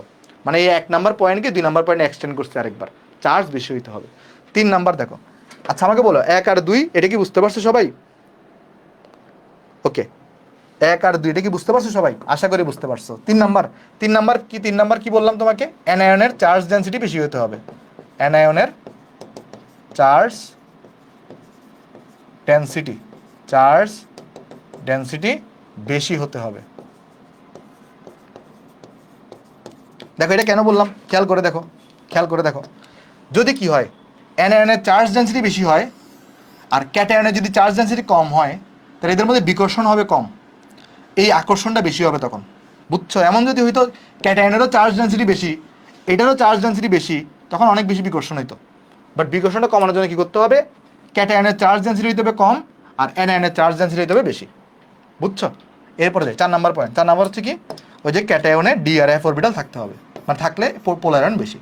ক্যাটায়নে ডি এবং এফ অরবিটাল, ডি এবং এফ অরবিটাল থাকলে পোলার আয়ন বেশি। এইগুলো হচ্ছে আমার ফাজানের নীতি। এগুলো হচ্ছে কি বলতো, ফাজানের নীতি। তাহলে যারা ফাজানের নীতি মেনে চলবে তার হচ্ছে পোলার আয়ন বেশি হবে। আর 10 মিনিট লাগবে আমাদের, আমাদের কিছু এক্সাম্পল দিই, তারপর আমাদের শেষ আজকের পড়া। এটা একটু তাহলে তোমরা পরে তুলে নিও, ক্লাস শেষ হওয়ার পরে স্লাইড থেকে তুলে নিও। আমি চলো একটা এক্সাম্পল দিয়ে আসি তোমাকে। দেখো প্রথম এক্সাম্পল। ওকে চলো প্রথম এক্সাম্পল। আমি তোমাকে একটা জিনিস বলি, এক্সাম্পল করার আগে একটা আমরা টার্ম এখানে লিখি। বলো চার্জ, তারপর হচ্ছে ডি এবং এফ, আর এরপর হচ্ছে সাইজ। দেখো তো অ্যালফাবেটিক অর্ডারে সি হচ্ছে সবার আগে আসে, ডি হচ্ছে এরপরে আসে, এস হচ্ছে এরপরে আসে, তাই না? তাই একটা জিনিস আগে মনে রাখো, পরে আমি শিখাই দিব। মনে রাখবো চার্জ হচ্ছে ফার্স্ট প্রায়োরিটি। পোলার আয়ন বের করার সময় চার্জ কি জিনিস? চার্জ হচ্ছে ফার্স্ট প্রায়োরিটি। ভাই বুঝতেছে না কিছু? বুঝাচ্ছি। ডিআরএফ হচ্ছে সেকেন্ড প্রায়োরিটি। ডিআরএফ কি? ডিআরএফ হচ্ছে সেকেন্ড প্রায়োরিটি। এটা মনে রাখবা, খুব গুরুত্বপূর্ণ। এটা দ্বারা কি বোঝায় একটু পরে বোঝাচ্ছি আমি, জাস্ট মনে রাখবা। আর সাইজ হচ্ছে থার্ড প্রায়োরিটি। প্রায়োরিটি লিস্টটা মনে রাখার একটাই অপশন, অ্যালফাবেটিকভাবে চিন্তা করবা। এই যে দেখো এই 3টার মধ্যে সি হচ্ছে সবার আগে আসে, তাহলে সি হচ্ছে ফার্স্ট প্রায়োরিটি, ডি হচ্ছে সেকেন্ড, এটা মনে রাখার ট্রিক্স। ডি এর পরে আসে, তাহলে ডি হচ্ছে সেকেন্ড প্রায়োরিটি, আর এস হচ্ছে থার্ড প্রায়োরিটি। এই কিচ্ছু বুঝতেছি না, বোঝার দরকার নেই, এখন আমি তোমার এক্সাম্পল দিই, তাহলে বুঝতে পারবা। কোয়েশ্চন কীরকম থাকে জানো? কোয়েশ্চন থাকে এরকম, ধরো তোমাকে দিবে এই যে সোডিয়াম ক্লোরাইড, তারপর ধরো ম্যাগনেসিয়াম ক্লোরাইড, তারপর ধরো অ্যালুমিনিয়াম ক্লোরাইড, এরপর ধরো তোমাকে দিবে সিলিকন টেট্রাক্লোরাইড। এখন বলবে এদের মধ্যে পোলার আয়নের কম্পারিজন করো। এদের মধ্যে কিসের কম্পারিজন করো? পোলার আয়নের ক্রম লিখো, পোলার আয়ন। আচ্ছা একটা জিনিস তুমি লক্ষ্য করে দেখো, এদের ক্ষেত্রে সবার অ্যানায়ন সেম না। আর 5 থেকে 7 মিনিট লাগবে ভাই, 2 পৃষ্ঠা আছে এক্সাম্পল, তারপর আমরা শেষ করে দিব। আচ্ছা এখন দেখো এদের ক্ষেত্রে সবার ক্ষেত্রে অ্যানায়নটা সেম না ভাই? দেখো তো এদের ক্ষেত্রে সবার ক্ষেত্রে অ্যানায়নটা সেম না, তাহলে কি তুমি এদিকে অ্যানায়ন দিয়ে কম্পারিজন করতে পারবা? অ্যানায়নটা সবার সেম, তাহলে আমরা অ্যানায়ন দিয়ে কম্পারিজন করবো না। আমরা কাকে দিয়ে কম্পারিজন করবো? ক্যাটায়ন দিয়ে কম্পারিজন করবো। যেটা ভিন্ন থাকবে সেটা দিয়ে কম্পারিজন করবো। তাহলে ভিন্ন কি কি আছে দেখো, এখানে সোডিয়াম আছে। সোডিয়ামটা এখানে কি আকারে আছে? সোডিয়াম এখানে সোডিয়াম প্লাস আকারে আছে। ম্যাগনেসিয়াম এখানে ম্যাগনেসিয়াম 2 প্লাস আকারে আছে। আর অ্যালুমিনিয়াম এখানে অ্যালুমিনিয়াম 3 প্লাস আকারে আছে। আর সিলিকন এখানে সিলিকন 4+ আকারে আছে। বলো তো ফার্স্ট প্রায়োরিটি কি? ফার্স্ট প্রায়োরিটি হচ্ছে চার্জ। তাহলে তুমি লক্ষ্য করে দেখো এখানে চার্জের কার মান বেশি? এটা চার্জের মান সব থেকে বেশি, দেখো এর চার্জের মান সব থেকে বেশি। তাহলে এর কি বেশি? এর হচ্ছে চার্জের মান সব থেকে বেশি। আর আমরা জানি চার্জ বেশি হলে পোলার আয়ন কি হয়? পোলার আয়ন বেশি হয়ে থাকে। তাহলে বলো তো এই চারটার মধ্যে পোলার আয়ন কার বেশি হবে সব থেকে বেশি? চার্জের মান, এই যে দেখো তোমাকে লিখে আসছি যে চার্জ বেশি হতে হবে, চার্জ বেশি হতে হবে। তাহলে যার চার্জের মান বেশি তার পোলার আয়ন সব থেকে বেশি হবে। তাহলে সবথেকে বেশি চার্জ হচ্ছে 4+-এর। তাহলে এর থেকে এর পোলার আয়ন বেশি, এর থেকে এর পোলার আয়ন বেশি, এর থেকে এর পোলার আয়ন বেশি। বলো পোলার আয়নের ক্রমটা কি বুঝতে পারছো? না বুঝলেও কোনো সমস্যা নেই, আমি আরো অনেকগুলো উদাহরণ তোমাকে করাবো। তাহলে এইবার দেখো, এখন আমি যদি তোমায় জিজ্ঞেস করি তাহলে বলো সমযোজী ধর্ম কার বেশি বা সমযোজী বৈশিষ্ট্য কার বেশি? যার পোলার আয়ন বেশি তার সমযোজী ধর্মও বেশি হবে। অর্থাৎ এই সোডিয়াম ক্লোরাইড থেকে ম্যাগনেসিয়াম ক্লোরাইডের সমযোজী ধর্ম বেশি, তারপর ম্যাগনেসিয়াম ক্লোরাইড থেকে অ্যালুমিনিয়াম ক্লোরাইডের ধর্ম বেশি সমযোজী, তারপর অ্যালুমিনিয়াম ক্লোরাইড থেকে সিলিকন টেট্রাক্লোরাইডের পোলার আয়ন ধর্ম সব থেকে বেশি। ঠিক আছে, এবার আমি যদি তোমাকে জিজ্ঞেস করি যে আয়নিক বৈশিষ্ট্য কার বেশি, দেখো তো সমযোজী বৈশিষ্ট্য আর আয়নিক বৈশিষ্ট্য একে অপরের হচ্ছে উল্টা। তাহলে উল্টা হলে কি হবে? জাস্ট এই ইয়াটা চেঞ্জ হয়ে যাবে, এই ক্রমটা চেঞ্জ হয়ে যাবে তখন। অর্থাৎ দেখো এর কিন্তু সমযোজী বৈশিষ্ট্য, দেখো এগুলো তাহলে ডিলিট হয়ে যাবে। জাস্ট ডিলিট করে দিয়ে কি করবো বলো তো? জাস্ট চিহ্ন চেঞ্জ করে দিব, চিহ্ন চেঞ্জ করে দিব, মানে এর থেকে এরটা বেশি, এর থেকে এরটা বেশি। বুঝছো নাকি বুঝো নাই? এবার আমাকে যদি কেউ জিজ্ঞেস করে যে তড়িৎ পরিবাহিতার ক্রম করো, বলো তো তড়িৎ পরিবাহিতা কার বেশি হবে? দেখো একটা জিনিস, তড়িৎ পরিবাহিতা ভালো করে লক্ষ্য করে দেখো, আমি তোমাকে দেখাই আসো। দেখো একটা জিনিস, সেটা হইলো এখানে তুমি যদি যাও দেখো আয়নিকটা যেরকম ডাউনে, এটাও ডাউনে, এটাও ডাউনে, এটাও ডাউনে, এটাও ডাউনে, এটাও ডাউনে। অর্থাৎ আয়নিক প্রপার্টি যেরকম বাকিদের প্রপার্টিও সেরকমই হবে। অর্থাৎ যেহেতু এটার আয়নিক প্রপার্টি বেশি, তাহলে এটার কিন্তু আমার তাহলে হুবহু সেম এটাই হবে, আর আর কিন্তু চিন্তা করার দরকার নেই। বুঝছো নাকি বুঝো নাই? দেখো তাহলে আয়নিক প্রপার্টি যেহেতু এরকম, তাই এটা দিয়ে আমি কম্পারিজন করে ফেলবো। ক্লিয়ার সবার? এটা এই পৃষ্ঠাটা সবাই বুঝতে পারছি আমরা? জাস্ট বুঝো, তোলার দরকার নেই, তুলে তুমি ক্লাসের পরে তুলে নিও। আর 3-4 মিনিট লাগবে আমাদের, এরপরে শেষ। ওকে, হ্যাঁ ডান্সার এটা রিক্যাপ কর, ডান্সার এটা তুমি এখন বুঝবা না, জাস্ট এটা মনে রাখো। এটা জাস্ট তুমি মুখস্থ রাখো। কিভাবে মুখস্থ রাখবা? সি অ্যালফাবেটিক্যালি আসে, তাহলে সি হচ্ছে চার্জ হচ্ছে ফার্স্ট প্রায়োরিটি, ডি আর এফ হচ্ছে সেকেন্ড প্রায়োরিটি। দেখো তো আমি কি এখানে সাইজ দিয়ে কম্পেয়ার করছি এদের? বলো তো এদেরকে কি আমি সাইজ দিয়ে কম্পেয়ার করছি? এদেরকে কিন্তু আমি সাইজ দিয়ে কম্পেয়ার করি নাই, কারণ এদের কি চার্জগুলো ডিফারেন্ট। আগে চার্জ হচ্ছে ফার্স্ট প্রায়োরিটি, আমি চার্জ দিয়ে কম্পারিজন করছি। আগে তুমি দেখবা চার্জ ডিফারেন্ট কিনা, তাহলে চার্জ দিয়ে কম্পারিজন করবা। বুঝছো? তাহলে চার্জ হচ্ছে ফার্স্ট প্রায়োরিটি। যেমন এখন আরেকটু উদাহরণ দিই তোমাকে, আসো ধরো আমাকে যদি বলে LiCl, তারপরে ধরো NaCl, তারপরে ধরো KCl, তারপর ধরো RbCl বললো, তারপর ধরো এখানে সিজিয়াম Cl বললো। আচ্ছা, এখন আমাকে বলছে এখানে পোলার আয়নের কম্পারিজন করো। আমাকে একটা জিনিস বলো তো, আমি যদি পোলার আয়নটা তোমাকে শিখাই দিই, তাহলে নিচের এগুলো তুমি লিখতে পারবা না? বলো তো, আমি যদি তুমি যদি পোলার আয়ন বের করতে পারো, তাহলে এগুলো তুমি লিখতে পারবা না? একটু করে বলো তো। যদি তুমি পোলার আয়ন লিখতে বলো, যদি তুমি পোলার আয়নটা লিখতে পারো, পোলার আয়ন, তাহলে এগুলো তুমি লিখতে পারবা না? তাহলে আমি শুধু পোলার আয়নটা তোমাকে লিখে দিচ্ছি, কারণ পোলার আয়ন যেরকম বাকিগুলো থেকে তুমি ওগুলো বের করতে পারবা। ওকে, তো চলো আমি তোমাকে পোলার আয়নটা লিখে দিই। এখানে বলো তো, এখানে এখানে তো সিএল গুলো সবার ক্ষেত্রে সেম, তাহলে তুমি কম্পারিজন করবা কাকে দিয়ে? কম্পারিজন করবা লিথিয়ামকে দিয়ে। তাহলে লিথিয়াম প্লাস, তারপরে ধরো সোডিয়াম প্লাস, তারপর ধরো K প্লাস, তারপর ধরো এখানে Rb প্লাস, তারপর ধরো এখানে সিজিয়াম প্লাস। বলো ফার্স্ট প্যারিটি হচ্ছে চার্জ, বাট এদের ক্ষেত্রে সবার চার্জ সমান, তাহলে চার্জ দিয়ে তুমি কম্পারিজন করতে পারবা? বলো তো, এদের ক্ষেত্রে সবার ফার্স্ট প্যারিটি হচ্ছে চার্জ, বাট এদের ক্ষেত্রে কি তুমি চার্জ দিয়ে কম্পারিজন করতে পারবা? না, কারণ এখানে সবার চার্জ সমান। সেকেন্ড প্যারিটি কি? DRF। দেখো ভালো করে দেখো, সেকেন্ড প্যারিটি হচ্ছে DRF।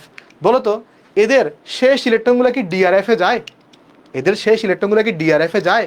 না, তাহলে এখানে DRF দিয়েও কম্পারিজন করতে পারবো না। তাহলে থার্ড প্যারিটি কি? সাইজ। আমাকে কম্পারিজন করতে হবে সাইজ দিয়ে। তাহলে দেখো একটু করে, এখানের মধ্যে সব থেকে সাইজ ছোট কার? সব থেকে সাইজ ছোট হচ্ছে এটার, এটার সাইজ সব থেকে ছোট। আর আমরা জানি ক্যাটায়নের বেলায় যার সাইজ সব থেকে ছোট থাকে তার কিন্তু পোলার আয়ন বেশি হয়, যে ক্যাটরিনা কাইফ। তাহলে এর পোলার আয়নটা সব থেকে বেশি। বুঝছো কিনা দেখো, আমি একটা জাস্ট তোমাকে লিখে দিই, তাহলে সমযোজী বৈশিষ্ট্যগুলো লিখে দিই। তাহলে যার পোলার আয়ন বেশি তার কিন্তু কি বেশি? সমযোজী বৈশিষ্ট্য বেশি, মানে LiCl এর সমযোজী সব থেকে বেশি, তারপর NaCl, তারপর হচ্ছে তোমার KCl, তারপর হচ্ছে তোমার RbCl, এরপর হচ্ছে তোমার এখানে সিজিয়াম Cl। বুঝছো নাকি বুঝো নাই? এবার বলো আয়নিকটা কীরকম হবে? জাস্ট চিহ্ন চেঞ্জ হয়ে যাবে, জাস্ট চিহ্ন চেঞ্জ হয়ে যাবে, জাস্ট চিহ্ন চেঞ্জ হয়ে যাবে, আর কিচ্ছু না। দেখো এটা একদম সিম্পল জিনিস ভাই, পোলার আয়ন একদম সিম্পল টপিক, বাট যদি তুমি ট্রিক্সগুলো মনে রাখতে পারো, নাহলে তোমার জন্য অনেক কঠিন। ট্রিক্সগুলো মনে রাখতে পারলে অনেক সোজা, নাহলে কঠিন অনেক। এরকম উল্টা করে দিবা জাস্ট, শেষ। বলো বুঝছো কিনা? আশা করি বুঝছো। চলো নেক্সটে যাই, আর আর 2-3 মিনিট লাগবে ভাই, নেক্সটে যাই। আসো নেক্সটে দেখো, নেক্সটে আমি যদি তোমাকে জিজ্ঞেস করি, ধরো কথার কথা আমার কাছে এখানে ধরো NaF আছে, আমার কাছে এখানে NaF আছে, এখানে ধরো NaCl আছে, এখানে ধরো আমাকে NaI দিছে। বলো তো এখানে কম্পারিজন তুমি কি ক্যাটায়ন দিয়ে করবা না অ্যানায়ন দিয়ে করবা? এখানে কম্পারিজন করবা কিন্তু তুমি কি দিয়ে বলো তো? অ্যানায়ন দিয়ে। কেন? কারণ এখানে সবগুলো হচ্ছে ক্যাটায়ন সেম, তাহলে অ্যানায়ন দিয়ে কম্পারিজন করতে হবে। আচ্ছা তাহলে আমাকে ধরো পোলার আয়ন বের করতে বলছে, আমাকে বের করতে বলছে পোলার আয়ন। তাহলে অ্যানায়নগুলোকে লিখে ফেলো, অ্যানায়নগুলোকে। অ্যানায়ন কারা কারা আছে দেখো, অ্যানায়ন একটা আছে কি এখানে, একটা আছে F মাইনাস, একটা আছে এখানে, আচ্ছা ধরো একটা একটা সেকেন্ড, এটা ভুল করছে, এটা Cl দিব না, সরি এক সেকেন্ড ধরো, এটা Na2O দাও। আচ্ছা এটা এটা এটা এটা দেখা যায়, সমস্যা নেই। F মাইনাস, এখানে Cl মাইনাস, এখানে ধরো I মাইনাস। আচ্ছা দেখো অ্যানায়ন দিয়ে কম্পারিজন করবো, কারণ সবগুলো Na এখানে সেম। আচ্ছা এবার বলো তো এদের ফার্স্ট প্রায়োরিটি কি? ফার্স্ট প্রায়োরিটি হচ্ছে চার্জ। এদেরকে কি তুমি চার্জ দিয়ে কম্পারিজন করতে পারবা? ফার্স্ট প্রায়োরিটি হচ্ছে চার্জ, এটাকে কি তুমি চার্জ দিয়ে কম্পারিজন করতে পারবা? এটাকে কি তুমি চার্জ দিয়ে কম্পারিজন করতে পারবা বলো তো? না। এদিকে এদের শেষ ইলেকট্রন কি DRF এ যায়? এদের শেষ ইলেকট্রন কি DRF এ যায়? না। তাহলে এখানে DRF দিয়ে কম্পারিজন করতে পারবো না। লাস্ট প্রায়োরিটি বাকি আছে কি সাইজ, আমাকে সাইজ দিয়ে কম্পারিজন করতে হবে। দেখো তো এদের মধ্যে সব থেকে এস সাইজ বড় না? যেহেতু এটা সবার নিচে থাকে তাহলে এস সাইজ সব থেকে বড় না? তাহলে আমরা জানি অ্যানায়নের বেলায় নিয়ম কিরকম, সাইজ বড় হলে পোলার আয়ন বেশি হয়, তাহলে এর থেকে এর পোলার আয়ন বেশি, এর থেকে এর পোলার আয়ন বেশি। তাহলে আমি যদি তোমাকে বলি তুমি সমযোজী ধর্ম লিখো বা সমযোজী বৈশিষ্ট্য লিখো, তাহলে কীরকম হবে? NaF থেকে, দেখো NaF থেকে এটারটা বেশি, এটার থেকে এটারটা বেশি। বুঝছো নাকি বুঝো নাই? আয়নিকটা আমি লিখে দিচ্ছি না, আয়নিক তুমি বাসায় করবা, জাস্ট উল্টাটা হবে, জাস্ট চিহ্ন চেঞ্জ করে দিবা। আচ্ছা এবার আমাকে দেখি বলো, নেক্সটে যাই, আসো আমরা নেক্সটে যাই। নেক্সটে আমাকে ধরো বলছে কথার কথা, ধরো এখানে দিছে LiF দিছে, তারপর ধরো Li2O দিছে, তারপর ধরো এখানে Li3N দিছে। আচ্ছা বলো তো এখানে এখানে কিভাবে কম্পারিজন করবা পোলার আয়নটা? পোলার আয়নটা আমি জাস্ট পোলার আয়নটা দেখাই দিই, তাহলে বাকিগুলো তুমি এমনি পারবা। বলো এখানে কি তুমি ক্যাটায়ন দিয়ে কম্পারিজন করবা? না, অ্যানায়ন দিয়ে কম্পারিজন করতে হবে, কারণ ক্যাটায়নগুলো সব সেম। তাহলে একটা আছে এখানে F মাইনাস, একটা আছে এখানে O2 মাইনাস, এখানে একটা আছে N3 মাইনাস। বলো ফার্স্ট প্রায়োরিটি কি? এদের কি চার্জ, এখানে চার্জ দিয়ে কম্পারিজন করতে হবে, কারণ ফার্স্ট প্রায়োরিটি চার্জ। তাহলে কার চার্জ বেশি বলো তো? এর চার্জ হচ্ছে সব থেকে বেশি, দেখো এর চার্জ, এটা হচ্ছে 3 মাইনাস, এর চার্জ সব থেকে বেশি। এর চার্জ কি? এর চার্জ সব থেকে বেশি। তাহলে যার চার্জ বড় তার কিন্তু অ্যানায়ন আর ক্যাটায়ন মেলে এই নিয়মটা সেম, চার্জ বড় হলে পোলার আয়ন বেশি হবে। তাহলে বাকিগুলো লিখতে পারবা না তুমি বলো তো? বাকিগুলো কি তুমি লিখতে পারবা? বাকিগুলো কি তুমি লিখতে পারবা? একটু করে আমাকে জানো তো বাকিগুলো লিখতে পারবা কিনা। ওকে ওকে, বাকিগুলো আশা করে লিখতে পারবা, ঠিক আছে। আচ্ছা এবার আমরা আরেকটা যাই, দেখো এটাই আমাদের লাস্ট, আজকে লাস্ট উদাহরণ, এরপর শেষ কেমন। DRF এর কাহিনী একটা দেখাই, জাস্ট DRF। দেখো DRF এর কারা কাহিনী দেখায় জানো? ধরো DRF এর ইলেকট্রনগুলো কাদের কাদের থাকে, কপার, সিলভার, তারপর ধরো আয়রন, তারপরে ধরো তোমার হচ্ছে জিঙ্ক, তারপর ধরো তোমার হচ্ছে ক্যাডমিয়াম, মার্কারি। এগুলো যদি তুমি দেখো দেখবা এদের শেষ ইলেকট্রনগুলো ডিআরএফে ডিআরএফে যায়। এরকম আরও অনেকগুলো মৌল আছে, বাট এগুলো হচ্ছে পরীক্ষায় আসে। এদের শেষ ইলেকট্রনগুলো কোথায় যায়? ডি অথবা এফে যাবে, বুঝছো? আরও অনেকগুলো মৌল আছে, বাট এগুলোই পরীক্ষায় আসে, এগুলোকে জন্য লিখে দিলাম। যেমন আমি তোমাকে একটা উদাহরণ দেখে আসো, ধরো আমাকে বললো এই যে পোলার আয়নের কম্পারিজন করো কার কার মধ্যে, ধরা যাক NaCl, আমাকে বললো NaCl আর CuCl এর মধ্যে। তুমি বলো তো ফার্স্ট প্রায়োরিটি কি? ফার্স্ট প্রায়োরিটি হচ্ছে চার্জ। তো ভাই এটাও তো Na প্লাস হিসেবে আছে, এটাও তো এখানে Cu প্লাস হিসেবে আছে, তাহলে চার্জ দিয়ে তুমি কম্পারিজন করতে পারবা? চার্জ দিয়ে তুমি কম্পারিজন করতে পারবা না, তাহলে সেকেন্ড প্রায়োরিটি যেতে হবে। সেকেন্ড প্রায়োরিটি হচ্ছে DRF। বলো তো কপারের শেষ ইলেকট্রনটা ডিতে প্রবেশ করে না, মানে যদি আমি ওই আমাদের কি হয় 3D10 হয়ে থাকে, মানে এখানে 3D আছে, তাহলে এটা কিন্তু আনসার হবে এটা। বুঝছো নাকি বুঝো নাই? যার DRF থাকবে তার কিন্তু পোলার আয়ন বেশি। এটা কি ক্লিয়ার হয় সবার? ওকে এবার দেখো সেকেন্ডে যাই। সেকেন্ডে দেখো, ধরো তোমাকে বললো এই যে আমার যে ক্যাসিএল, ধরো ক্যাসিএল আর AgCl, বলো তো এই দুটার মধ্যে কার পোলার আয়ন বেশি হবে? দেখো এখানেও K প্লাস, ওখানেও Ag প্লাস, তুমি চার্জ দিয়ে কম্পারিজন করতে পারবা না, তোমাকে দেখতে হবে DRF এর কাহিনী। তো এর কিন্তু DRF এর কাহিনী থাকে, তাহলে এখানে AgClটা বেশি হবে, বুঝছি। লাস্ট ধরো তোমাকে বললো এখানের মধ্যে ওই কি হলো এটা, এক সেকেন্ড দেখো, ধরো তোমাকে বললো এখানের মধ্যে এই যে কথার কথা, ধরো ক্যালসিয়াম ক্লোরাইড আর ধরো CdCl2, দেখো এখানেও 2+, ওইখানেও 2+, তুমি কি চার্জ দিয়ে কম্পারিজন করতে পারবা? আনসার হচ্ছে না, তোমাকে যেতে হবে DRF এর মধ্যে। দেখো ক্যাডমিয়ামের ক্ষেত্রে DRF এর কাহিনী আছে, তাহলে ক্যাডমিয়ামটা বেশি হবে। শেষ, আমাদের ক্লাস আজকে এখানেই শেষ। আশা করি তোমরা ক্লাসটা অনেক এনজয় করছো এবং বুঝতে পারছো। আমাকে একটু জানাও পোলার আয়ন টপিকটা কি সবার ক্লিয়ার হয়েছে? পোলার আয়ন থেকে আমরা নেক্সট ক্লাসের আধা ঘন্টায়, প্রথম আধা ঘন্টা আমরা অনেকগুলো প্র্যাকটিস করবো। পোলার আয়ন থেকে আমরা নেক্সট আধা ঘন্টায় অনেকগুলো প্র্যাকটিস করবো। আশা করি সবাই এখানে বুঝতে পারছি। এনআইএনের ক্ষেত্রে DRF এর কোনো কাহিনী নেই। তা আজকে ক্লাস এতটুকুই থাকুক। সবাইকে অনেক ধন্যবাদ এতক্ষণ ধরে মনোযোগ দিয়ে ক্লাস করার জন্য। যাইতে হলে দেখা হবে নেক্সট ক্লাসে। এই ক্লাসটা একটু বড় হওয়ার জন্য আমি এক্সট্রিমলি সরি ভাই তোমাদের কাছে। কেমন? ভালো থাকবা সবাই। হ্যাঁ, আল্লাহ হাফেজ।